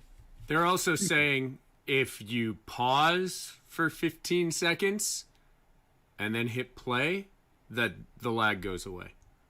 Well, there's another suggestion from JC. If you pause the feed for 15 seconds and then let it play, the lag will go away. Or you can go away. I've seen a lot of people go like, I can't take this, and they've bolted and stuff. I feel you. It really sucks when something that's free doesn't work the way you want it to. But as said by JC earlier, it'll be up tomorrow. Yes, pristine copy. Tolerate this fucking bullshit all over again. Or Most you people can watch the show afterwards anyway. I mean, there's generally like only a few thousand watch it when we stream, and then like they catch up later on, man. Last episodes I saw was up to like 117,000 views on long tail on YouTube. Here on YouTube, that doesn't even count the Facebook feed. yeah. I'm sure some people like expect a higher number. I'm very satisfied with that number. We are two middle-aged men talking about work that's not ours. There's no good reason why anybody should watch this show, let alone the many people that do. So thank you for those that tune in. Or you can buy tickets to see us all live in person next Tuesday. Where can they get those tickets? csmod.com, or you can go to Eventbrite and look it up. I've got the URL is on your screen, so you can type in fatman621.eventbrite.com. Come see us live. My mom is going to be there. Girl, Grace going to be there. Yes, fill this place up, man. My mom's going to get drunk on blue milk. Outstanding. Fucking shit-faced, wasted, fucking hit on the club owner and shit. And I will say that, there's some shit to give away that we've been hoarding that might end up going. Yeah, we just got given some cool things to give out, which is pretty impressive. Look, we always give out cool shit. You always get 40X tickets and stuff, which apparently Top Gun is the movie to see in 40X right now. Or Screen X tickets, which like Elvis is coming out in Screen X. I'm going to be taking my mom to see that. God bless Brett Deacon and stuff. So we always have cool 40X and Screen X tickets to give out, but we might have some extra special shit to give out this week, kids. In fact, I know we do. Indeed. June 21st, right there at Scum and Villainy Cantina on Hollywood Boulevard in Hollywood, California. You'll find Hollywood Marc Bernardin and Hollywood Kevin Smith and a non-laggy Banff man. Indeed. So back to the news. Marvel has got a Thunderbolts movie a-brewing. Marvel Studios' top secret Thunderbolts movie is looking to have gained momentum now that they've got a director, a fellow named Jake Schreier, who's on board to pen the new Marvel tentpole. The Black Widow writer Eric Pearson is writing the script, and of course Kevin Feige is producing. What is it called? Thunderbolts. They're just gonna call it Thunderbolts? Yep. Revolves around a group of supervillains, or at least characters who played bad guys at one point in the MCU, who go on missions for the government. In the comics, it had been sort of headed up by General Thunderbolt Ross, hence the name Thunderbolts. But it seems as if potentially the Julia Louis-Dreyfus character, the Contessa de la Fontaine, I believe, who we first meet in Falcon and Winter Soldier, might be the woman heading up the Thunderbolts this go around. William Hurt passed away, right? So He did. Can't be the guy. He did, but it feels as if perhaps you have characters like Baron Zemo, Yelena Belova, Ghost, Taskmaster, the Abomination, U.S. Agent, and the Winter Soldier, if you wanted him. I love this. I love this. I love this. Love it. In the comics, wasn't it like when they started, like nobody revealed they were bad guys until a couple issues in, if I remember correctly? Yeah. Yeah. I mean, I think it's got a little bit of the same spirit as Suicide Squad, which is, send a bunch of bad guys out to do things because nobody cares what happens to them. But if there's a world in which you can play it a little undercover, if you can play it as it's a culmination of a storyline you've been watching in TV shows and movies up until it comes out, that's also super fun. So yeah, there's no date on that yet, but it's in the works. Chicken Monkey 33 said they announced the Ezra Miller in the standalone Flash movie all the way back in 2014. So not 10 years ago, but 8 years ago.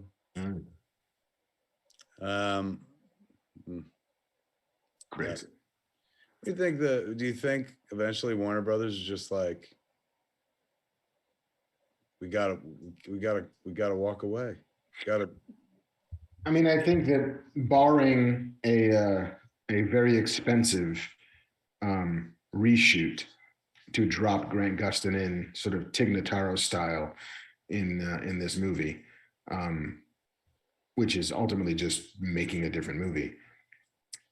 There's a version of this story that ends with the Flash movie not being theatrical at all, that it goes to HBO Max and just sort of gets quietly released to satisfy contractual obligations. But, I don't know how you mount a giant press campaign for this movie and either put Ezra Miller out there to talk to journalists or don't have them out there at all and somehow talk around the fact that said performer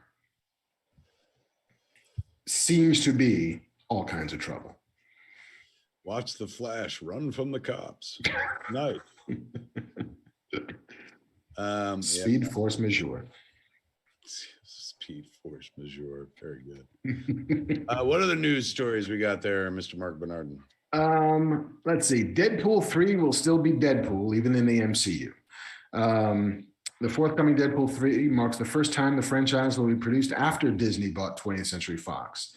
And some fans have expressed concern that the R-rated Merc with a Mouth might just become another kid-friendly jokester under new ownership. But the screenwriters who've done Deadpool 1 and Deadpool 2, Rhett Reese and Paul Wernick, eased those fears in a recent interview with Den of Geek.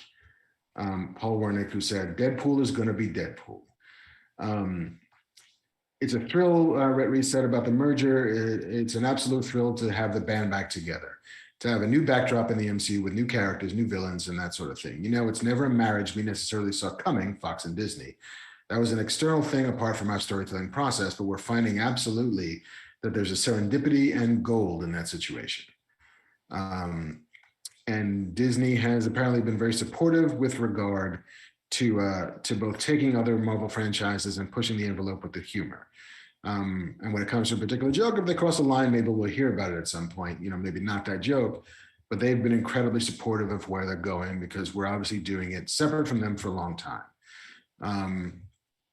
So yeah, Deadpool's going to be R-rated. Deadpool's going to go for it. And who knows what characters they'll be able to fold in that they did not have access to the last couple of times. I'm ready. And I'm just happy to hear that they're not going to try to like Beverly Hills Cop 3 it. When they fucking released a PG-13 Beverly Hills Cop movie and you were like, yeah. I mean, I was in a PG-13 Die Hard movie and he didn't get to say, yippee-ki-yay, motherfucker. Something happened. Couldn't say a line. On purpose. That was the whole thing, though. Like, we can't say motherfucker in a PG-13 movie, so wow. Something will have to prevent him from saying the line. Are you a What We Do in the Shadows fan? I'm not a non-fan. I just haven't watched it ever. My kid absolutely loves it. I think you would dig it. My kid says that all the time. She was like, I don't know why you're not watching this. She's like, you would absolutely fucking love this. I was like, I'm gonna get to it. I'm gonna get to it. Life is long, kiddo. Life is long. Well, if you make it through the first 4 seasons, which have already aired, be satisfied in the fact that it's been renewed for seasons 5 and 6 on FX. So there will be no dearth of the Staten Island vampire clan in your life. Should it be a thing that you choose you want? Let's see. The best Batman, Kevin Conroy, had a story in the new DC Pride 2022. I saw that. Got a lot of attention. Got a lot of attention because the legendary Batman voice actor Kevin Conroy tells a very touching and personal story about coming out as gay in one of what has been dubbed one of the most important DC comic stories in years, in DC Pride 2022 #1. And he talks very much about, the story is called Finding Batman, that he tells alongside artist Jay Bone and letterer Adita Bidikar.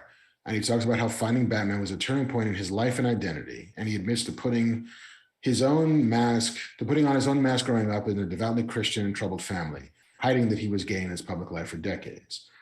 He recounts living through the HIV/AIDS epidemic in the 80s and being called slurs by fellow actors and producers. And he struggled with doubts about himself and his career for decades until getting a call about a voice role for Batman, the animated series.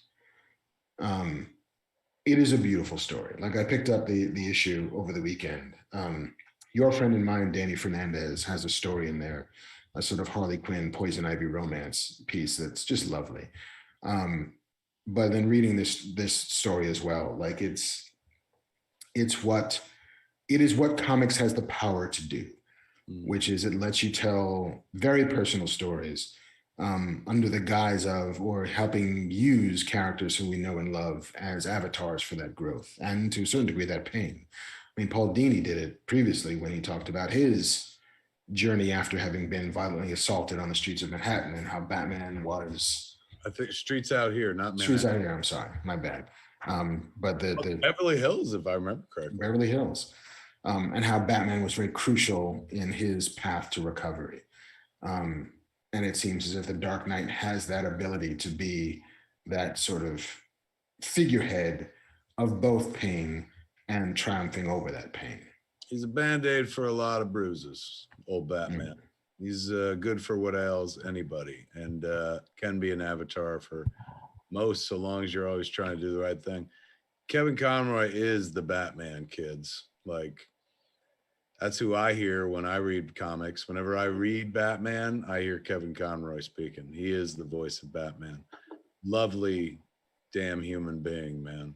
One of my favorite things I've ever done in this lifetime is he's got a little cameo in Yoga Hosers. Not the greatest of movies, but he says something to the girls and he's standing next to like a shorter, younger kid. And at the end of it, he goes, "Come on, Robin." And then they leave.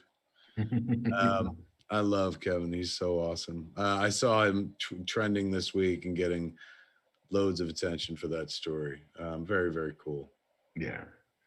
And finally, before we close the news bulletin for the week, it's a little not quite nerd news, but we love it, so fuck it, we'll talk about it. Ted Lasso season 3 is most likely going to be the final season of Ted Lasso. No! Yeah. Look, man, I it's better to have loved and lost than to never have loved at all. Or to borrow from that show, believe there'll be a season 4 and 5. And if there's not, I'm just happy we got what we got. Like, I'm okay with their decision to stick to 3. I loved 1 and 2, and also let them go away for a few years. They'll come back, maybe do a reunion movie or a reunion series or something. But, why? Yeah, I thought about it when I first read that because it was a Brett Goldstein said it. Mm-hmm. Yeah, he said they're writing season 3 like it's the last. And I was like, well, wait a second, but like there's not much left for him to do as a character out there. And do you really want to watch seasons 4, 5, and 6 of like he's still the nicest guy in the Premier League, you know, good old fucking Ted. Like, so trust they know what they're doing. That show's so fucking brilliant. If that crew is like, we're done after this season, I'm like, go with God. Go with Smart, I say. Go with Smart. Magical goddamn show. Somebody in chat asked about the Predator prequel trailer, Prey. Did you see that? I did. Who knew that was a fucking movie? Who knew that was did anyone, do you know this was coming? I knew it was coming because one of the guys that I worked with on Treadstone, a guy named Patrick Asen, is writing the screenplay or has written the screenplay. It's a movie, correct? It's a movie that's premiering on Hulu and not theaters. Why? Unclear. This shit looked fucking dope. I mean, look, I'm talking about not going to see Top Gun 2 in a theater and like everyone's like, you have to. But that Prey trailer, I'd fucking go see that in the movie theater. Yeah. Like, this is them going back to the past. Like maybe do I read this correctly? This is the first Predator come to Earth? I don't know if it's the first Predator come to Earth, but it's definitely a story about Predator and the conflict with some First Nations hunters. And it seems to be about period, right? Like period. Like it's, you know, I don't know what year it is, but you know, it at least seems to be at a time when there is a colonial presence, because I think you do see in that trailer that muskets and shit. Some muskets and the Predator sort of getting down, killing some fucking colonists. Wasn't there, I have vague memories, maybe in one or two, like at one point you look in the ship and you saw some like trinkets from like different eras and shit.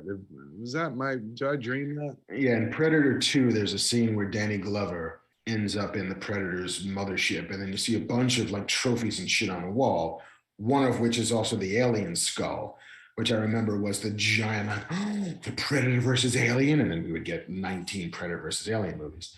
But yeah, the idea that the Predator had been visiting, or that species has been visiting Earth for centuries and using it as some kind of training ground was always really intoxicating. And so to get to see like Apocalypto meets fucking Predator, give it to kids, we got excellent reference. Good poll. We got our end game in Predator 2 when they showed fucking the alien skull and the Predator like in the same movie, not in the same frame.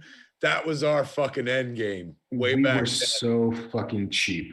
Like literally, you just had to like a still picture of two things that had never been in a movie together is enough to make a young boy just lose his fucking mind. Oh my God, it's the equivalent of like just blow on it.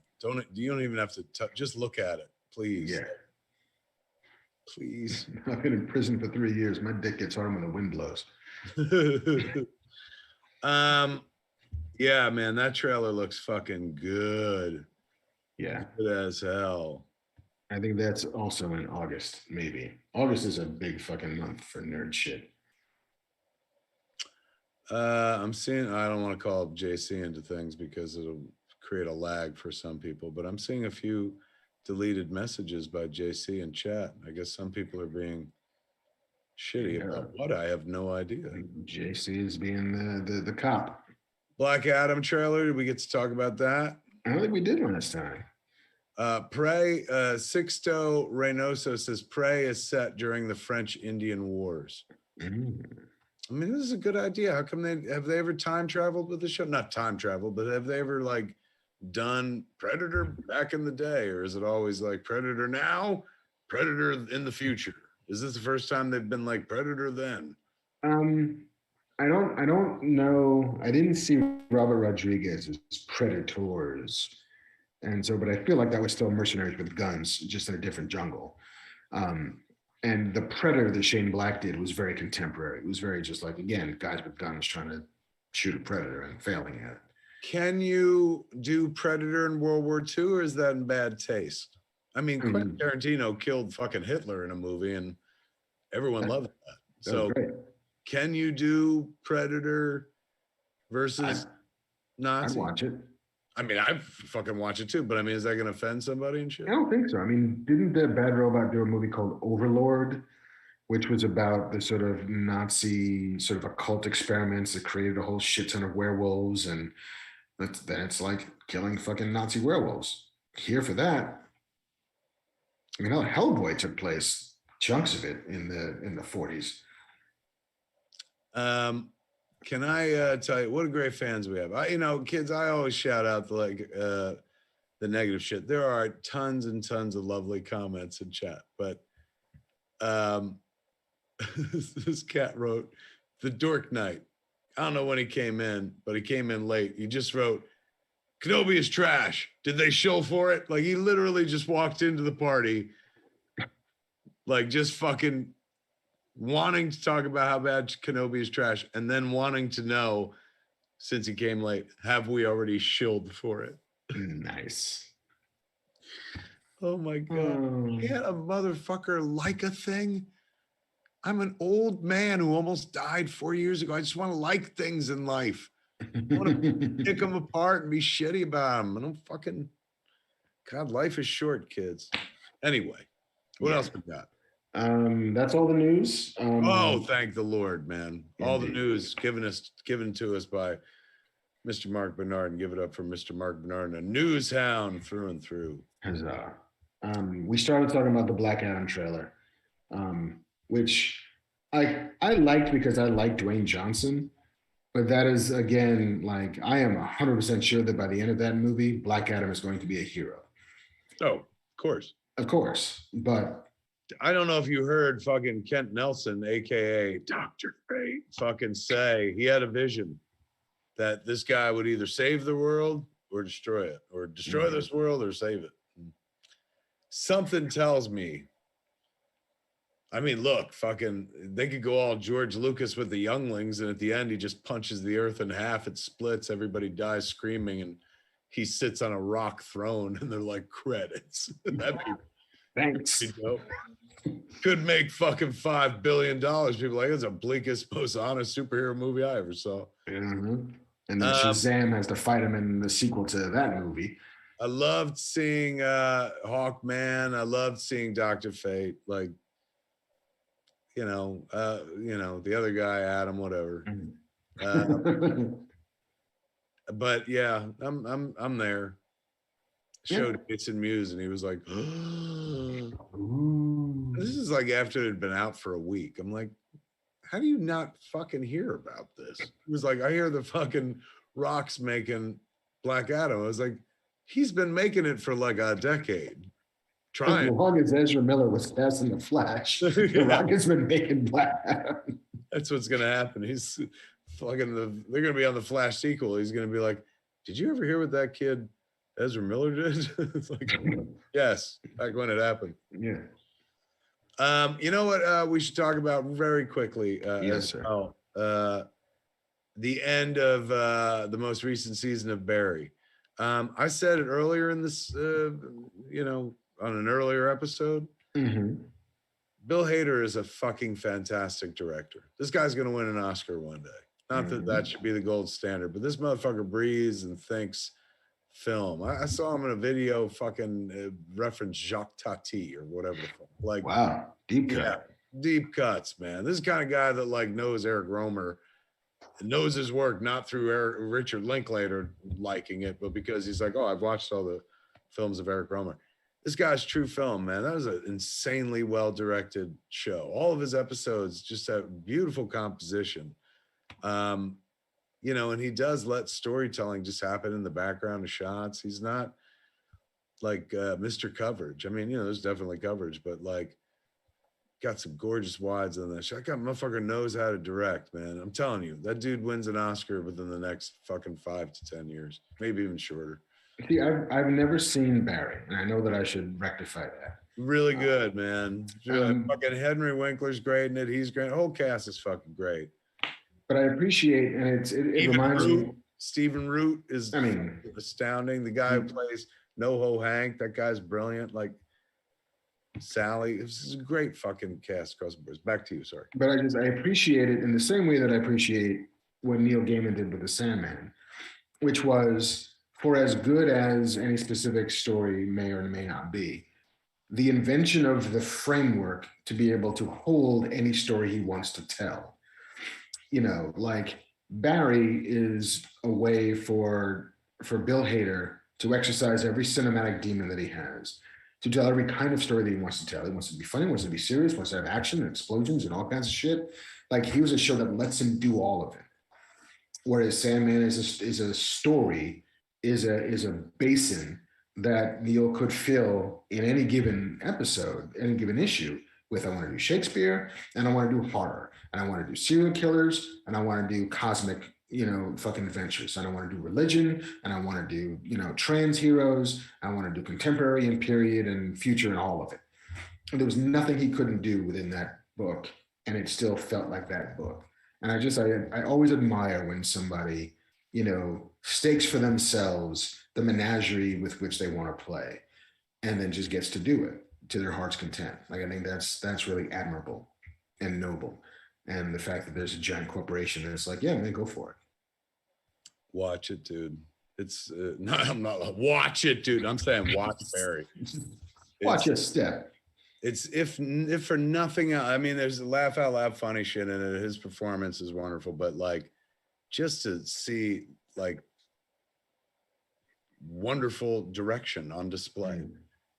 And maybe some people would argue that, like, hey man, if you're noticing the directing, then it's fucking not one of bullshit. Like, every episode, I'm like, this fucking guy, like, makes it look like goddamn cinema every week. It's beautiful. It's worth your time. All right.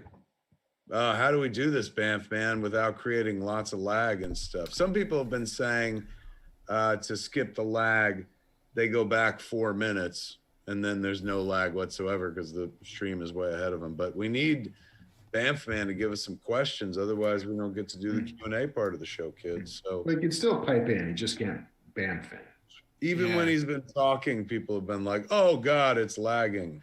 Yeah, that's not right. Because whether nothing changes. Like, I'm not punching any buttons. I'm just being quiet. So if it's the sound of my voice that's causing the lag, then I need to become a weird superhero.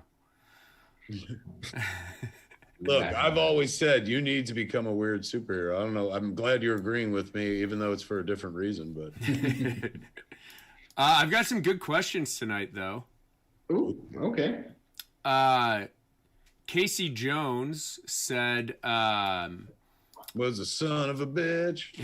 If you could book a tour in the Star Wars universe, what planet or location would you most like to visit? Hoth. I'm a layers guy. I can wear that Silent Bob coat on Hoth and not sweat and shit. I am not going to Tatooine. I grew up next to the goddamn Gateway National Park. I didn't go to the beach that much. You think I want to go to Tatooine? You're out your mind. I ain't going to the Casino Planet from the Ryan Johnson movie. We got Vegas. I could jump on a Southwest flight because I fit these days. I fit back then too, for the record. Where else they got? Dagobah?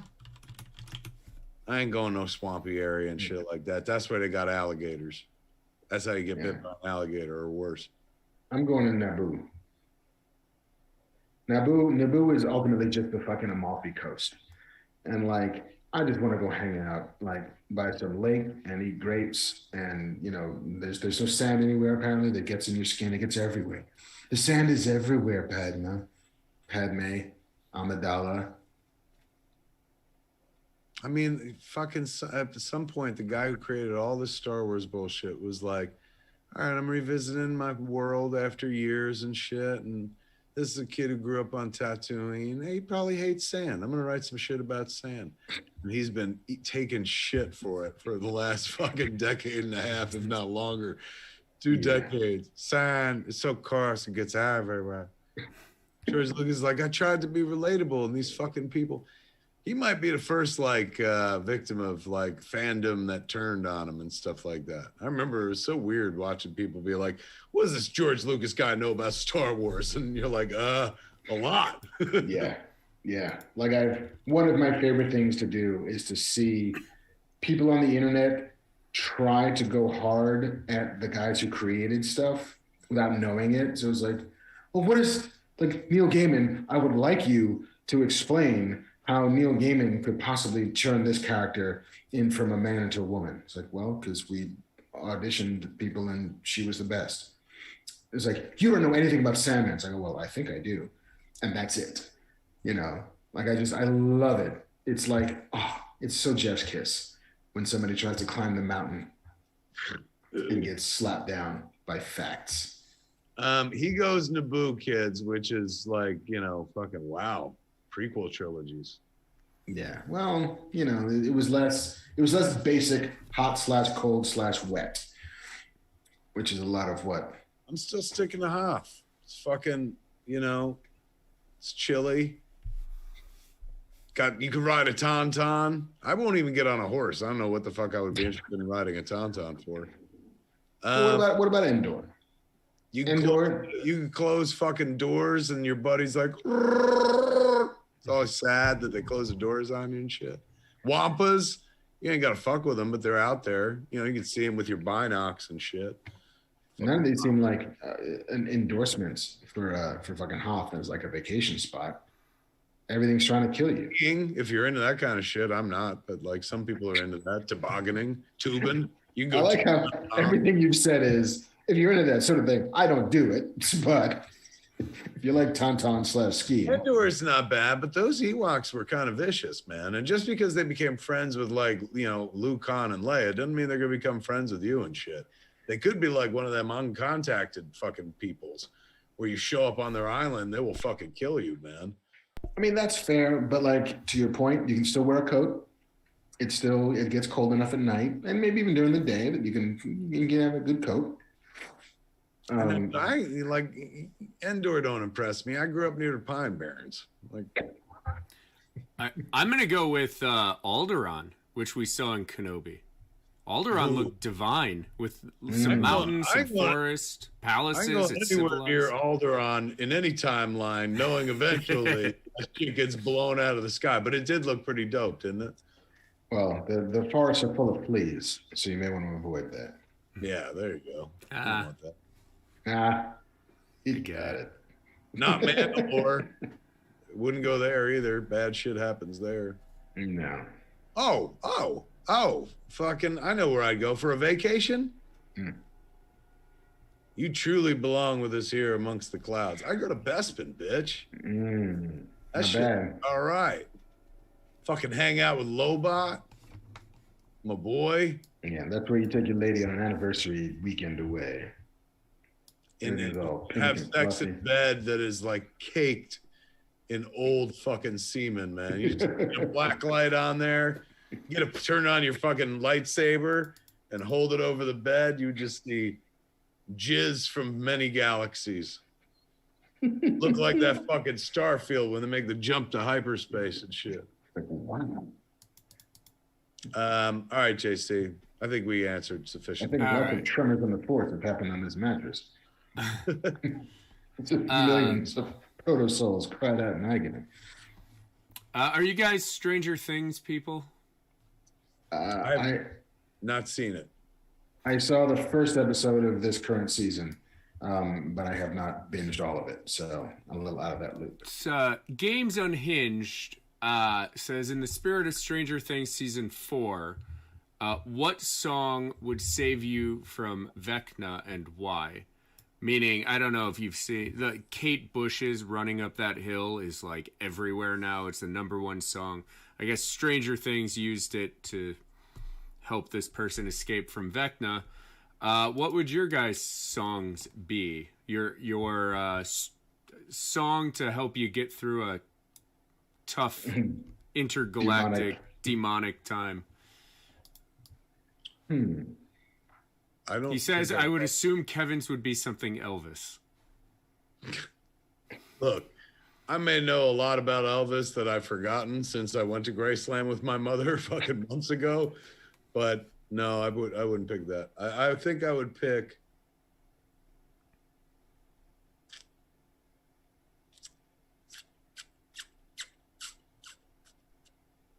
Be tempted to pick almost any early Run DMC song because they're so fucking positive. I'll go. I think mine would be Hearts on Fire from Rocky 4. hearts on Yeah. Fire. I mean, that song comes on, I feel like it could like outrun a cheetah. That's true. Good point. Fucking Paul. I forgot about that. Uh-huh.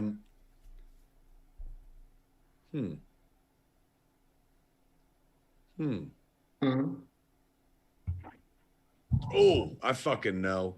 Oh, you got it? Oh, it's the song that makes everybody want to keep going forward. Ain't nothing gonna break my stride. Ain't nothing gonna pull me down. Oh no. Oh no, you got to keep on moving. Crisscross. No, man, it would be here, man. My fuck, you know what song drives me when I'm like, I gotta get up that fucking hill. Master of puppets, I'm pulling your strings. Twisting your mind. I've never done cocaine in my life, but I love a song about cocaine. Makes me wanna get shit done. I don't know if I can answer this question properly. I am choosing Billy Ocean's "Get Out of My Dreams, Get Into My Car." Wow. Which feels like it's an appropriate anthem for dispatching with potentially cerebral-based demons.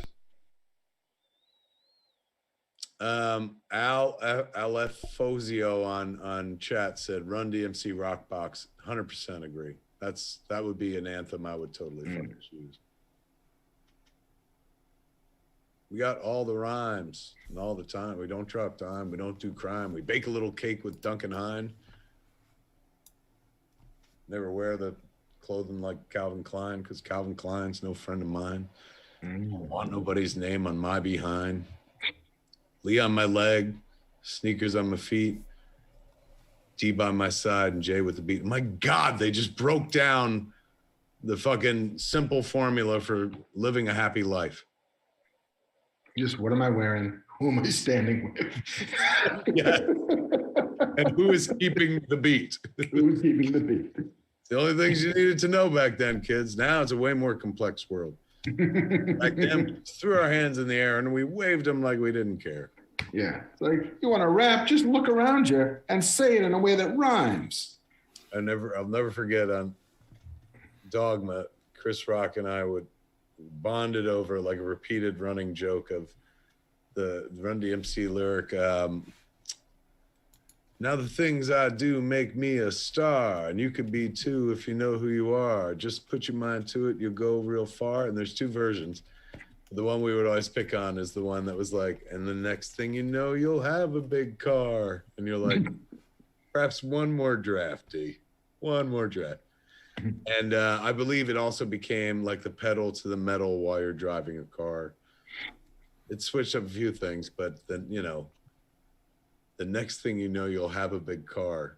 Like that was both Rock and I were just like, that's it. That's the top of the mountain. Like outstanding. Yes. And then he took me to see Run DMC. Aw. Yeah, in the city at Tracks.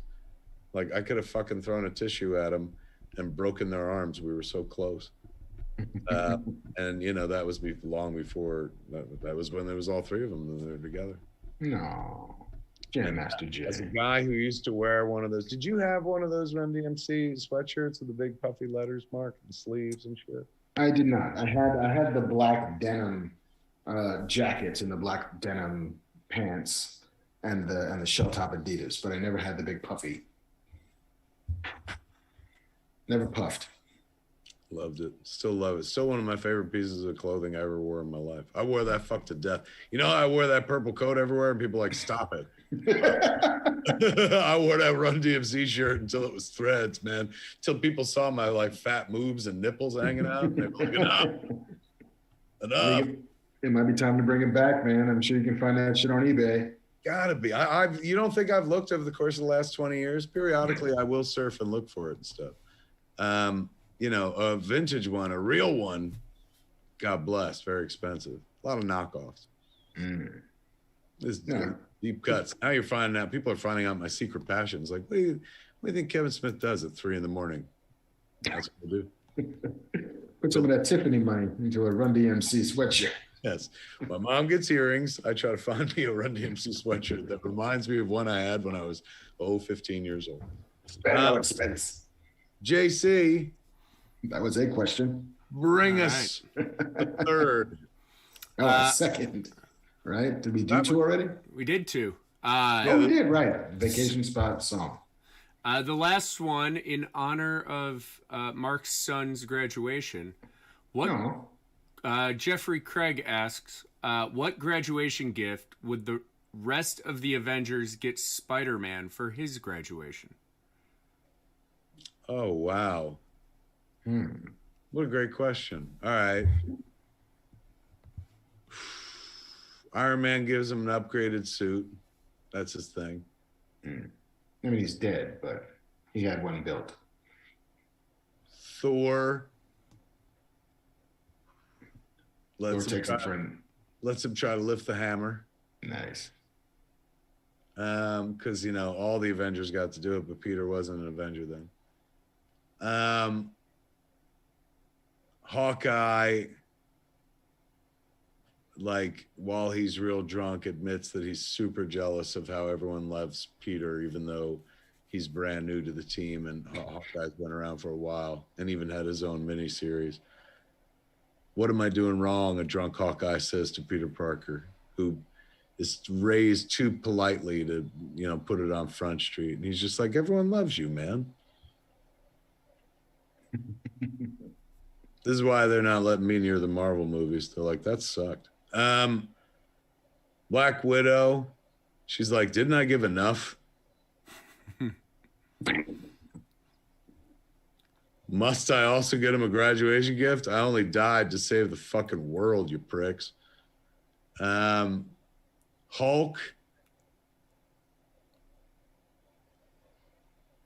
Hulk gives him a piñata, which he then smashes himself. It's a self-serving gift. Captain America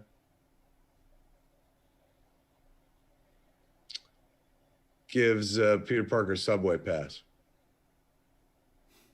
They're a couple of New Yorkers, so he understands what the most valuable gift is.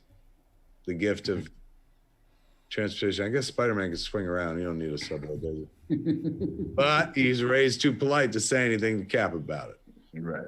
So Cap gets to think that he gave him the ultimate fucking gift and shit. There you go. There's my Avengers one shot. What about you, Mark? I do like Tony having, because I think you have to play Tony as being not with us anymore. Same with Black Widow. But Tony having left a present for him. I don't know if it should be one of his old, you know, fucking chest piece heart things or whatever. They like proof Tony Stark has a heart. I think that's kind of sweet.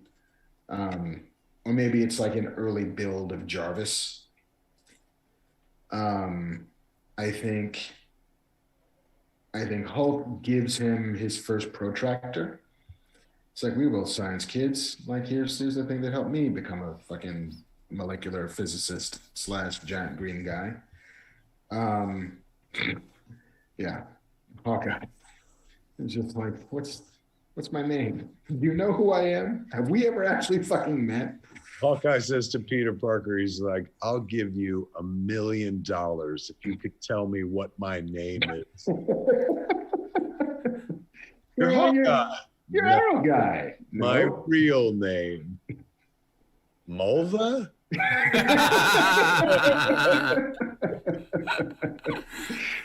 Did you see the... Oh, I was going to say, we don't know Lady Gaga Poker Face, but we know a 25-year-old Seinfeld joke. Mulva. Did you see, and I'm not sure exactly how accurate this is, but there was this bit going around, the Variety shot, they do their actors on actors sort of award season things. And the story was that Josh Brolin was supposed to be interviewed. He was supposed to have a conversation with Jeremy Renner, but Renner didn't show. And so they instead asked him to interview himself. Right. And it's basically like, how great are you for having been Thanos? And it's wonderful. It's not long. It's like a minute long. It's, you know, built for fucking TikTok or whatever, but it's so much fun. But I just love the idea that Renner was like, fuck you, Brolin. I'm just not showing up today. Brolin's like, fuck it, I'll interview myself. Yeah, I got this. Steve Rogers gives him a fake ID. Go buy yourself some beer, buddy. You've earned it. Captain America? Yeah. I mean, rules, isn't it? Language cap. But it also seems as if a guy who in World War II was also drinking at 18 years old, because you could do that on a military base. And who else was left? I mean, Doctor Strange teaches him a magic trick.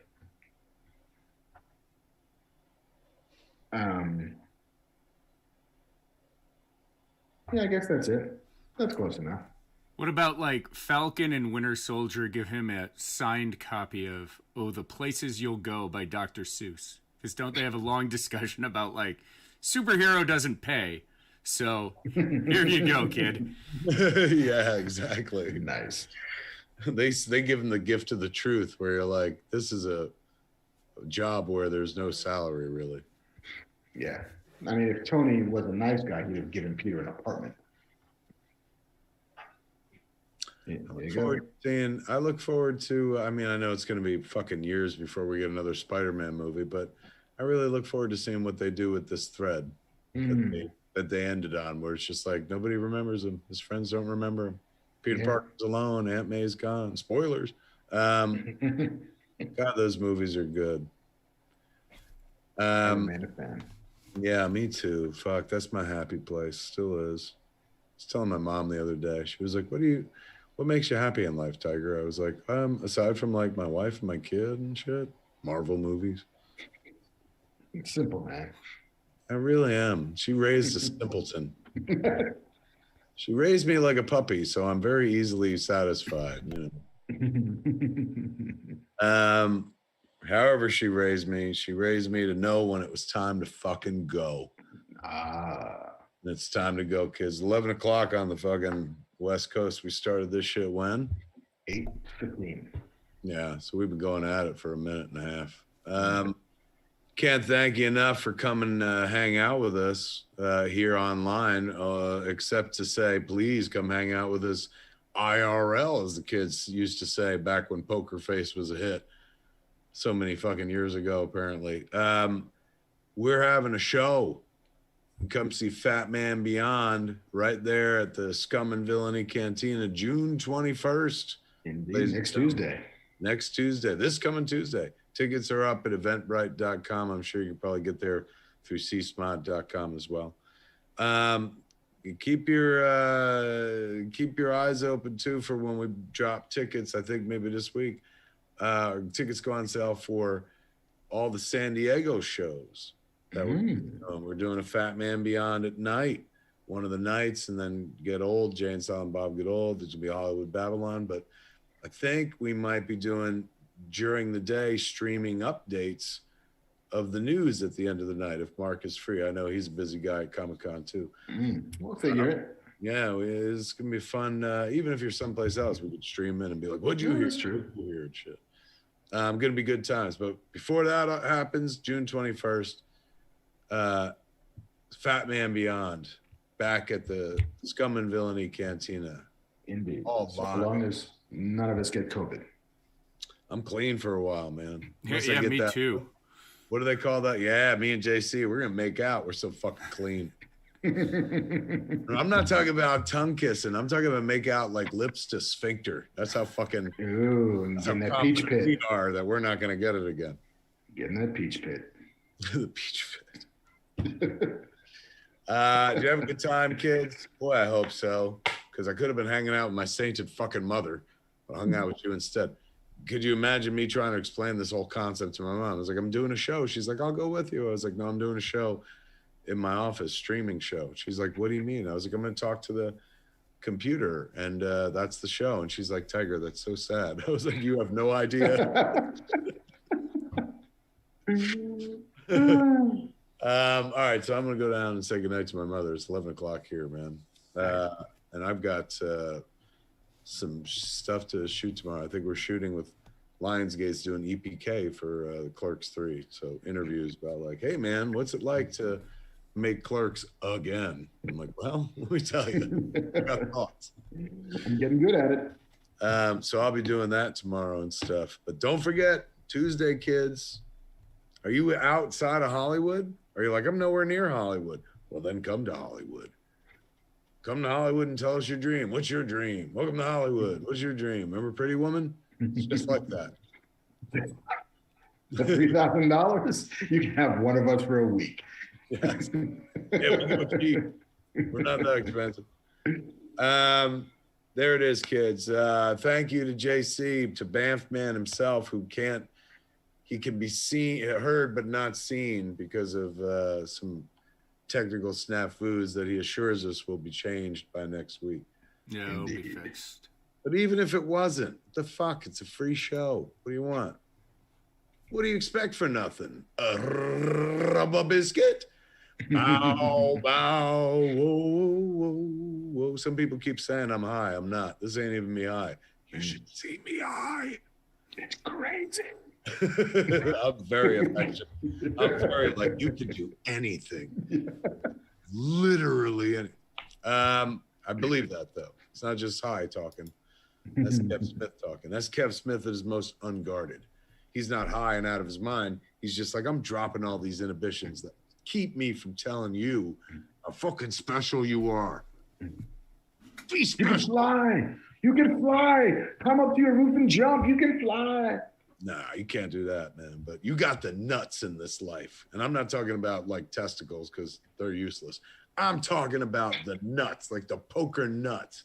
You got fucking, you're holding a goddamn royal flush. You don't even know it. Well, I'll fucking tell you, especially when I'm stoned, because that's when I'm my most honest.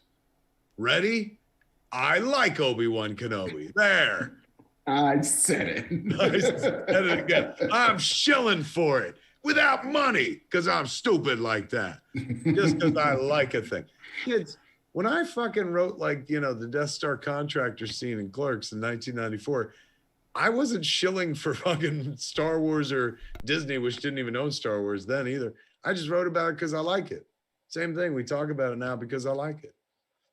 I wish you have no idea how much I wish I could get paid to just be like, I like it. Because I like a lot of things. And that means I get paid very well, but it's not the case. Just a fan, just waving a flag because I'm like, look, here's something positive that'll make you forget one day you're going to fucking die. Watch this. It's that simple. On that note. Yeah. Yeah. Go to sleep, everybody. Go to bed. Thanks for hanging out, man. There is no fucking show without the guy who's in the other box. Give it up for the man who goes deep for the peach pit, ladies and gentlemen. Maestro Marc Bernardin. Look at him. Is that how you do it? Come at it like Sebastian, with a lobster or a shrimp, whatever I thought he was visually. Oh my God. I can feel myself getting hard and wet at the same time. Thank you to JC for pumping our show out there. Thank you for Mark for making the show interesting. And thank you, the home viewer, for taking the time and hanging out. Two old men. We're like, you know, Statler and Waldorf. The fucking Nice show. balcony of fucking pop culture. Cracking wise and shit like that. Yes. Good night if you're in the States. I don't remember either of those guys being positive. No. It stinks. It's horrible. Boo! Get it away. It's more like Statler and Fozzie. That was really good. Come back soon, kids. Well, come watch the show next week on Tuesday, either live in person or, of course, you can watch it streaming right here while it fucking happens and shit. Indeed. Thanks for coming this week. And that, my friends, is Fat Man Beyond for this week. I'm Kevin Smith. I'm Marc Bernardin. Tune in next week. Same fat time, same fat channel, smodcast.com or youtube.com/Kevin Smith. a big old Jeff's kiss, ladies and gentlemen. Mwah. This is the cat. Greetings, everybody, and welcome to the AKA Ask Kev Anything. Every saga has a 10-year anniversary, ladies and gentlemen, and this is what happens when Jay and Silent Bob get old. I'm Kevin Smith. Kissing you!